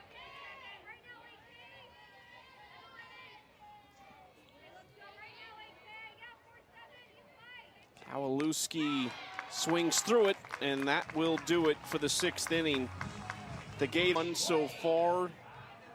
Gators have made Mississippi State pitchers work for every out. Now we'll see if the Bulldogs bats can get something going. Keegan Rothrock on the other side. She's given up 6 runs, Aaron, but you have to respect the fight from the freshman because she keeps on coming back and still has had those moments where she's been able to get quick outs.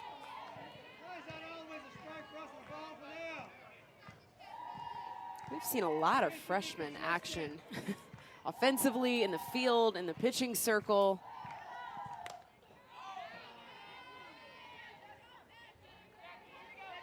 Rothrock ahead of Jessie Blaine, 0-2, who is 0 for 2 on the night. The series will wrap up on Saturday with Game 3. Get the Sunday break this weekend in SEC play. A lot of great games going on, though. Talking earlier about the top of the standings. Tennessee 6-0, A&M at 8-1. Florida and Georgia both 5-1. A&M at LSU this weekend. And that game should actually be underway in Baton Rouge, Game 1. Also a Thursday through Saturday series. Inside ball 3. LSU's hit a little bit of a snag here after a perfect start to the season. We'll see if they can bounce back. Texas A&M, a team picked lower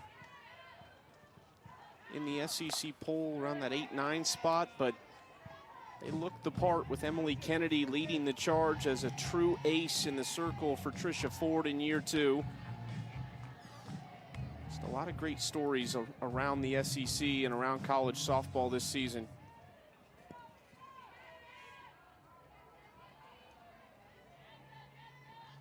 Three-two. Hitting to deep right field. That hits on the warning track, and extra bases here for Blaine. She has a leadoff double in the 6th.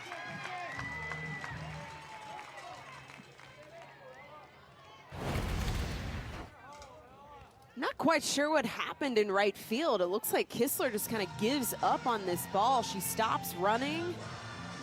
And I think if you're in a dead sprint there, you give reach, you give chase. That's potentially a catch, a play that can be made.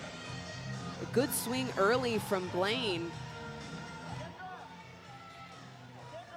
Running at second base, pitch runner number 2, Kat Wallace. Kat Wallace will run at second base now for Jessie Blaine. Next to the plate for your Bulldogs is number 74. Grad student from Brookhaven, Mississippi.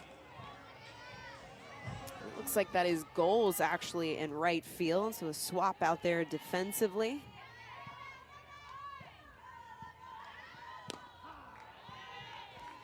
First pitch strike to Ella Wesolowski.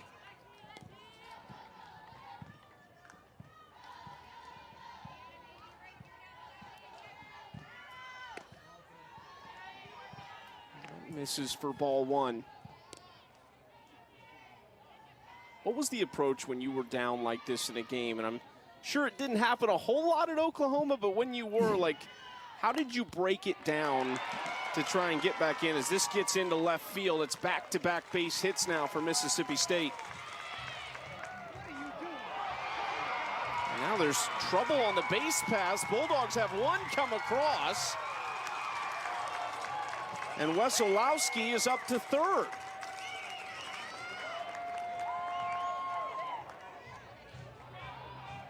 I think one answer to that, Chucky, is to keep pressing, keep chipping away. Mississippi State's doing it. These aren't big swings. These are fundamental routine cuts, and they're getting the job done. William at second mishandles the throw to second base, and a run scores. That's an odd play. It almost looked like Williams thought she had it because she went to make the tap. Up Kylie Edwards. 0 for 2. Pop out to the shortstop and a fly out to left field for Edwards tonight. Fouls that one away for strike one.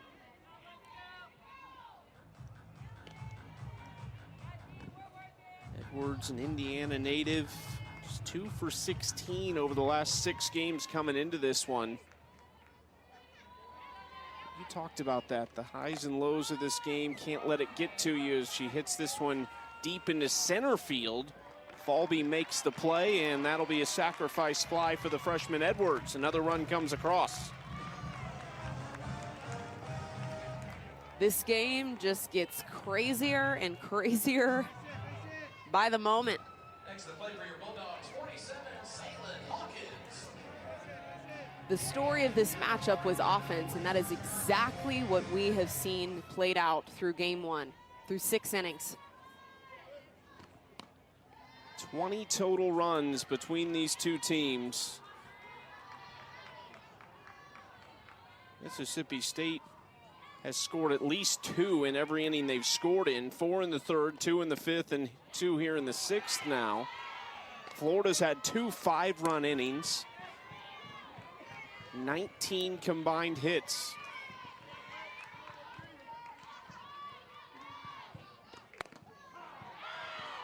Outside corner from Miller for strike one.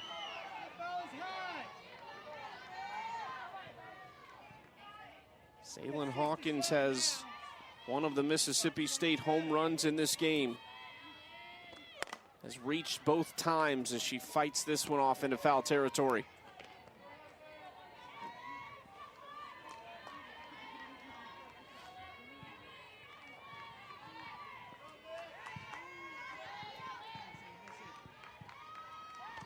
Miller working real quickly. We talked about the clock earlier, but not affecting Olivia Miller because she threw that with about 12 or 13 still on the action clock.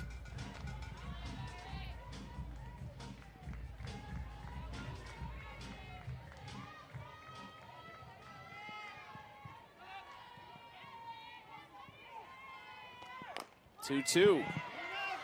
High chopper, gonna be tough. Oh, and Wallace and Kowalewski kind of collide there. Their feet get tangled up a little bit. An uncharacteristic inning from Florida. Typically, Wallace, Kowalewski, a lot of communication in that 5-6 hole, but because they're both charging, they're both trying to take their momentum through this to make a play at first. And to think on their feet, kind of a collision there. Unable to collect the out. Goes down as an infield single for Salem Hawkins, so a 1-out base runner here. They're also coming up, this is the 9-hole Briley St. Clair, so at the very least you'll see Mississippi State's top of the order in the 7th inning, but this game feels far from over right now.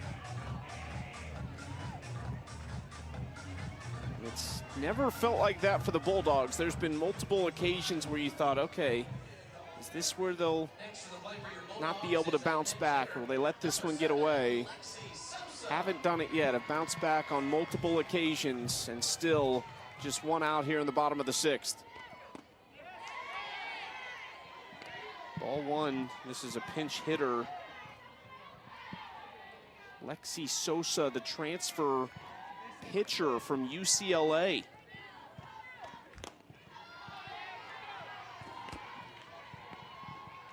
And two, now you're seeing two freshman arms having to battle it out in big opportunities, big situations. Ground ball down the third base side, fair ball. Sosa comes through with a double. Mississippi State, they just won't go away right now. Still challenging this defense. This is a base hit. Does not touch the glove of Kowaleski at third base, down the line, and Mississippi State is still in full force.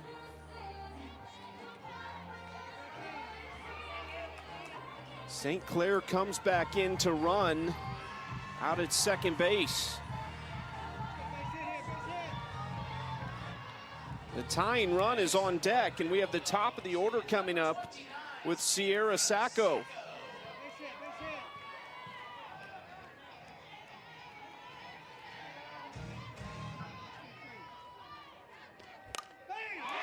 Rips it up the middle. First pitch swinging. The runner holds at third. But another one comes in for Mississippi State.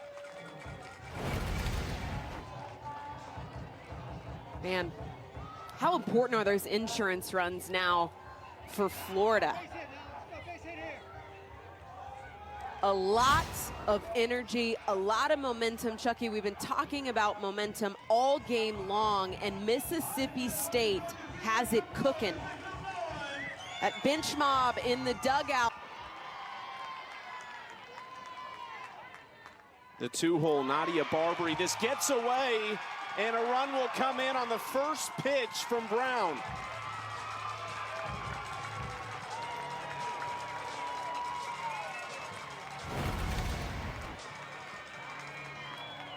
You want to step in the circle and command. We saw Everett do that when she stepped in, the lefty freshman for Mississippi State. Swinging into right field. Another run comes around for Mississippi State, and they have cut this to a one-run lead. 2 pitches thrown. We've seen a wild pitch and a base hit. Just gets caught on her heels and stepping into the circle, and Mississippi State just keeps the pedal on the floor. All gas, no brakes, a lot of life left. With only 6 outs left on the board, and they have scored 5 runs here in the bottom of the 6th. And guess who's coming to the plate next? Madison Kennedy, who has come through twice tonight. A 2-run home run and a 2 RBI double.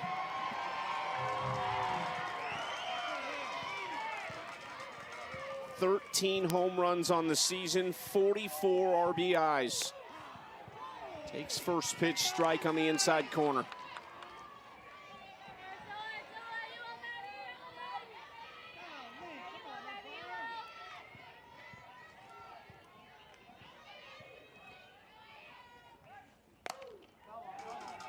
Fouls it down the third base side. This has just been a tear from the top of this order. Top 3 for Mississippi State have 7 hits, and they've scored 6 times.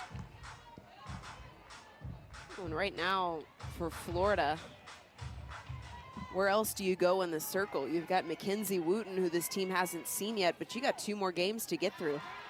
You got the rest of the weekend to survive.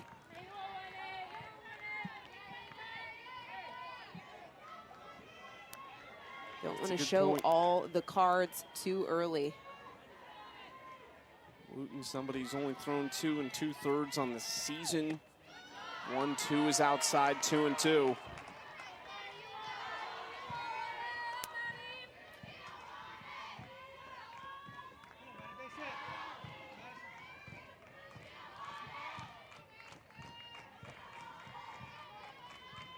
Two. That's fouled away. How big is game 1 in these series? Well, when I played at Oklahoma, we were always taught you want to put the first one in your back pocket. Get the first W, and then we worry about tomorrow. I think there's a lot to that. You want to get that first win. Got her big time pitch right there from Ava Brown for out number 2. Chucky, file that one under oopsie. A check swing. Gets the most dangerous bat in this order. Madison Kennedy going down for the second time tonight. A 2 for 4 evening with a home run and 2 Ks and a dub. Yeah, what a massive out. I should be keeping track of oopsie swings. It's going to be a thing now. We're getting up there. We've seen a whole lot of plate appearances tonight between these two and the 23 runs scored. 0-1 hit well to deep center field. It is gone. Paige Cook, a 2-run shot, and would you look at that? 7 runs in the 6th inning for Mississippi State, and she pounds on home plate.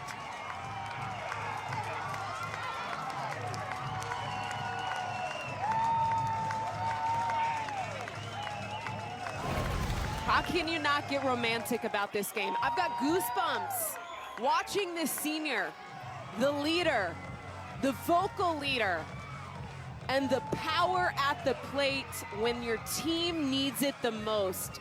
Dead center. Man, she got all of that ball.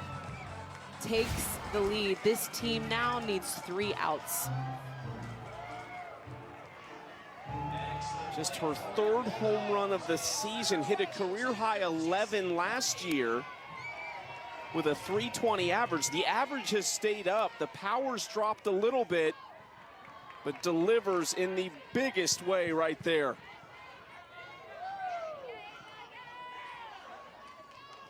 This lineup has feasted in the 6th inning. 7 runs. They were down 12-6. We're thinking, hey, can they get a few and find a way to chip back into this by the 7th? They took the whole thing.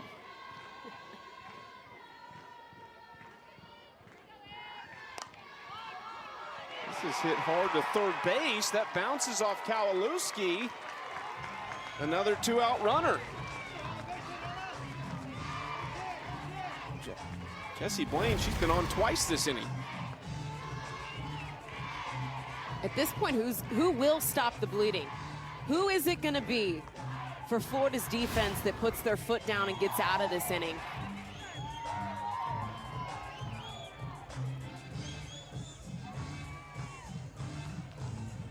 This is what momentum looks like too, Chucky. If you were wondering, you're witnessing it right now. The magic of our game. Anything can happen.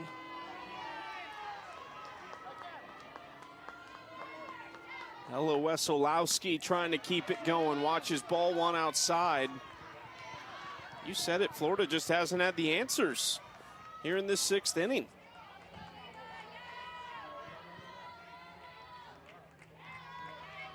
Seen 2 pitching changes.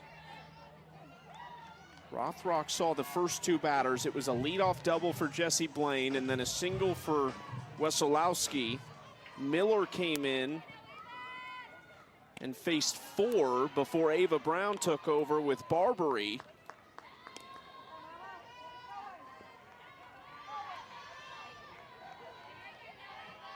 And to think, one of the 2 outs in this inning was Madison Kennedy. A 7-run inning when your 400-plus hitter, and one of the best hitters in the country right now, is one of the lone outs. Foul ball for strike 2.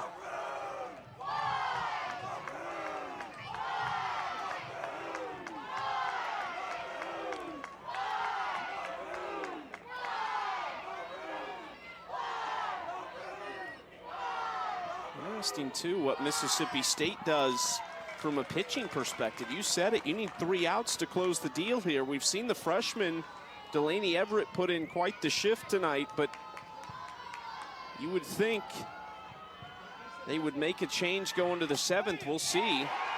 If we get to the 7th, another base hit through the left side. Wesolowski's second single of the inning.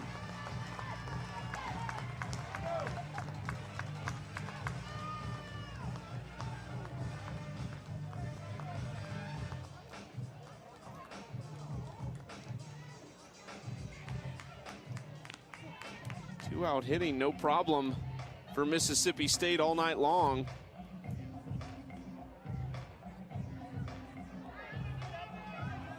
Sam Ricketts making a change here. It's going to be another veteran bat pinch hitting. Aquana Brownlee, grad student from Houston, Mississippi. Made 51 starts last year, played in all 53 games, hit .310 with 8 home runs. She's been tremendous in more of a reserve role this year, hitting .341 on the season. Sam Ricketts, such high praise for her, stepping into a different role, but being a tremendous teammate.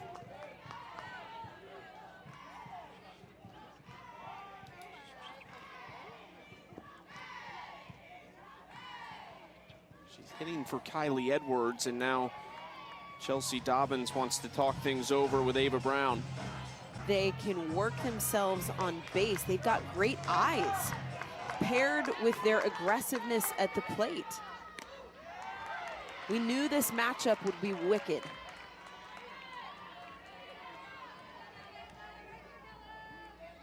We saw Mackenzie Wooten in the bullpen. I think, too, something to keep an eye on these next couple games.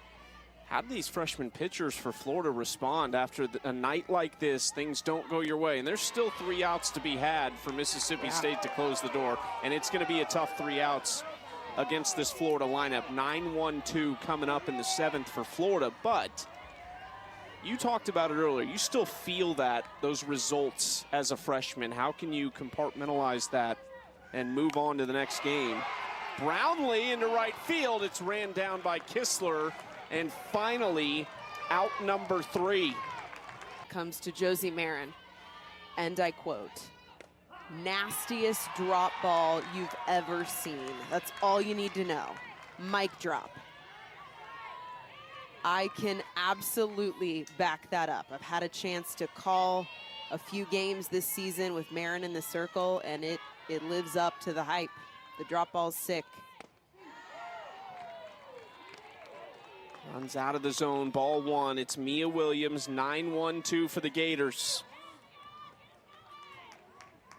Williams, Falby, Skylar Wallace. 1-1. Good spot on the inside corner, 1-2. Feels like this is a big out right here. Before you get this to Falby and Wallace, feels like you need one.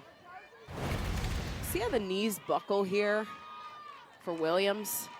It looks like that pitch is going to be up and out, and then you see the late breakdown for the called strike. Got her. Out number 1 for Marin. Filthy, just absolutely filthy. Falls right under the barrel, right off the table. She's out front.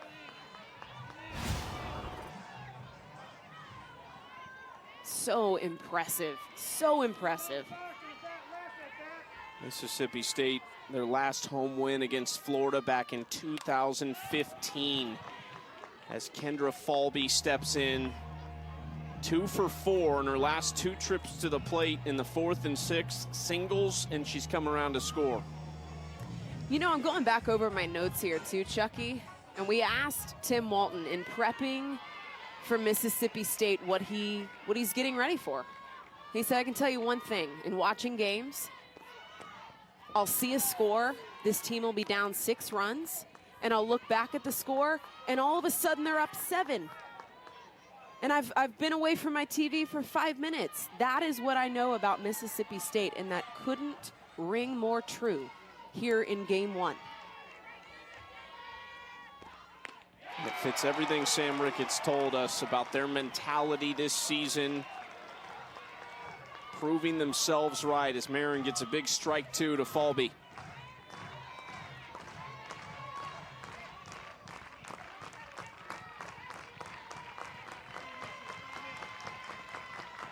1-2. Outside.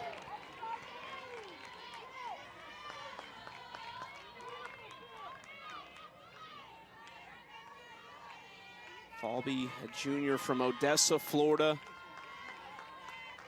Such a dangerous bat. She had a 6-game multi-hit streak earlier this season. 2-2, slow chopper, that's foul. Yeah, this can be a dangerous place here too for Mississippi State. The one area of their game that's been a little on the fence has been defense. You're entering the fastest part of this order, and you're facing a drop ball pitcher. This defense needs to be ready to work. Another foul ball.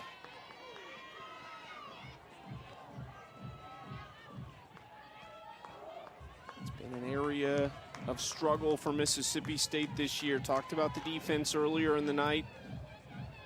Last in the SEC in fielding percentage. They've committed the most errors. Another 2-2 from Marin. Goes upstairs, and Falby still fights it off.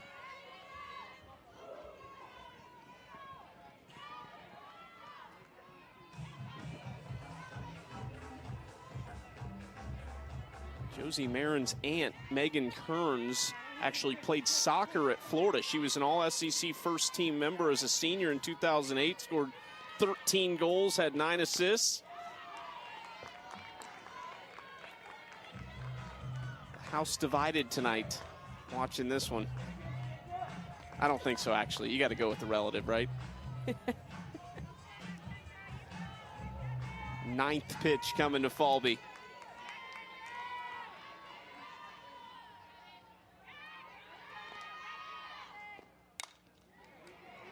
It's this high into right field, shallow, and it's ran down by Paige Cook. There's 2 outs now. Mississippi State 1 out away from a ridiculous comeback.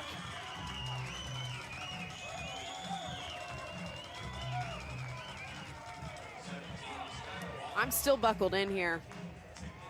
Skylar Wallace stepping into the plate could tie this ball game up in one swing. She's 1 for 1, a single, 2 hit by pitches, and a walk. Comes down to the reigning SEC Player of the Year. First-team All-American is who Marin has to retire to get this win.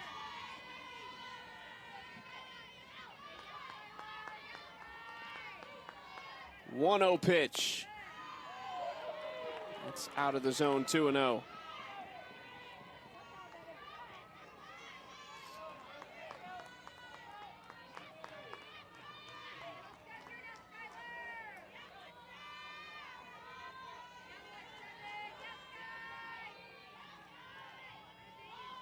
And that misses. Now, how careful are you with Wallace 3? I mean, do you feel like the approach changes as a pitcher in a situation like this? Obviously, you don't want to bring the winning run to the plate, but man, Wallace is so dangerous.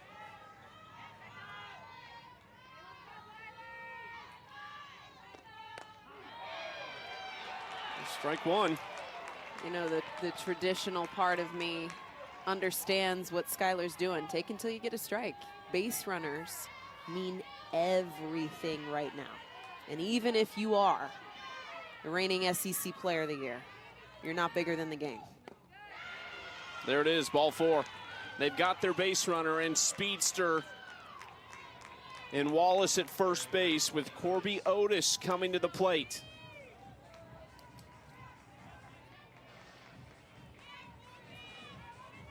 Otis has reached her last 2 times up. A walk and a 2 RBI triple for her.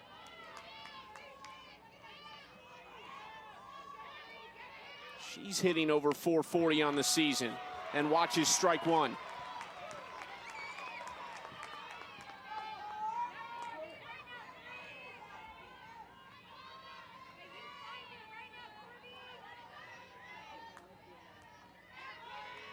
th pitch of the inning for Marin.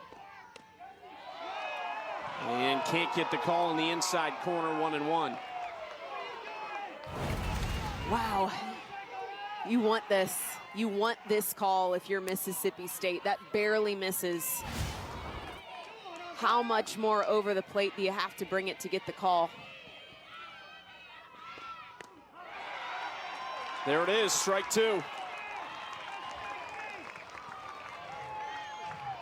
Otis almost looked a little surprised at that pitch, actually. I think she was. Again, the fact that it's up in the zone. Mia Williams knee buckled on that same location. It looks like it'll be up and out, and it's not.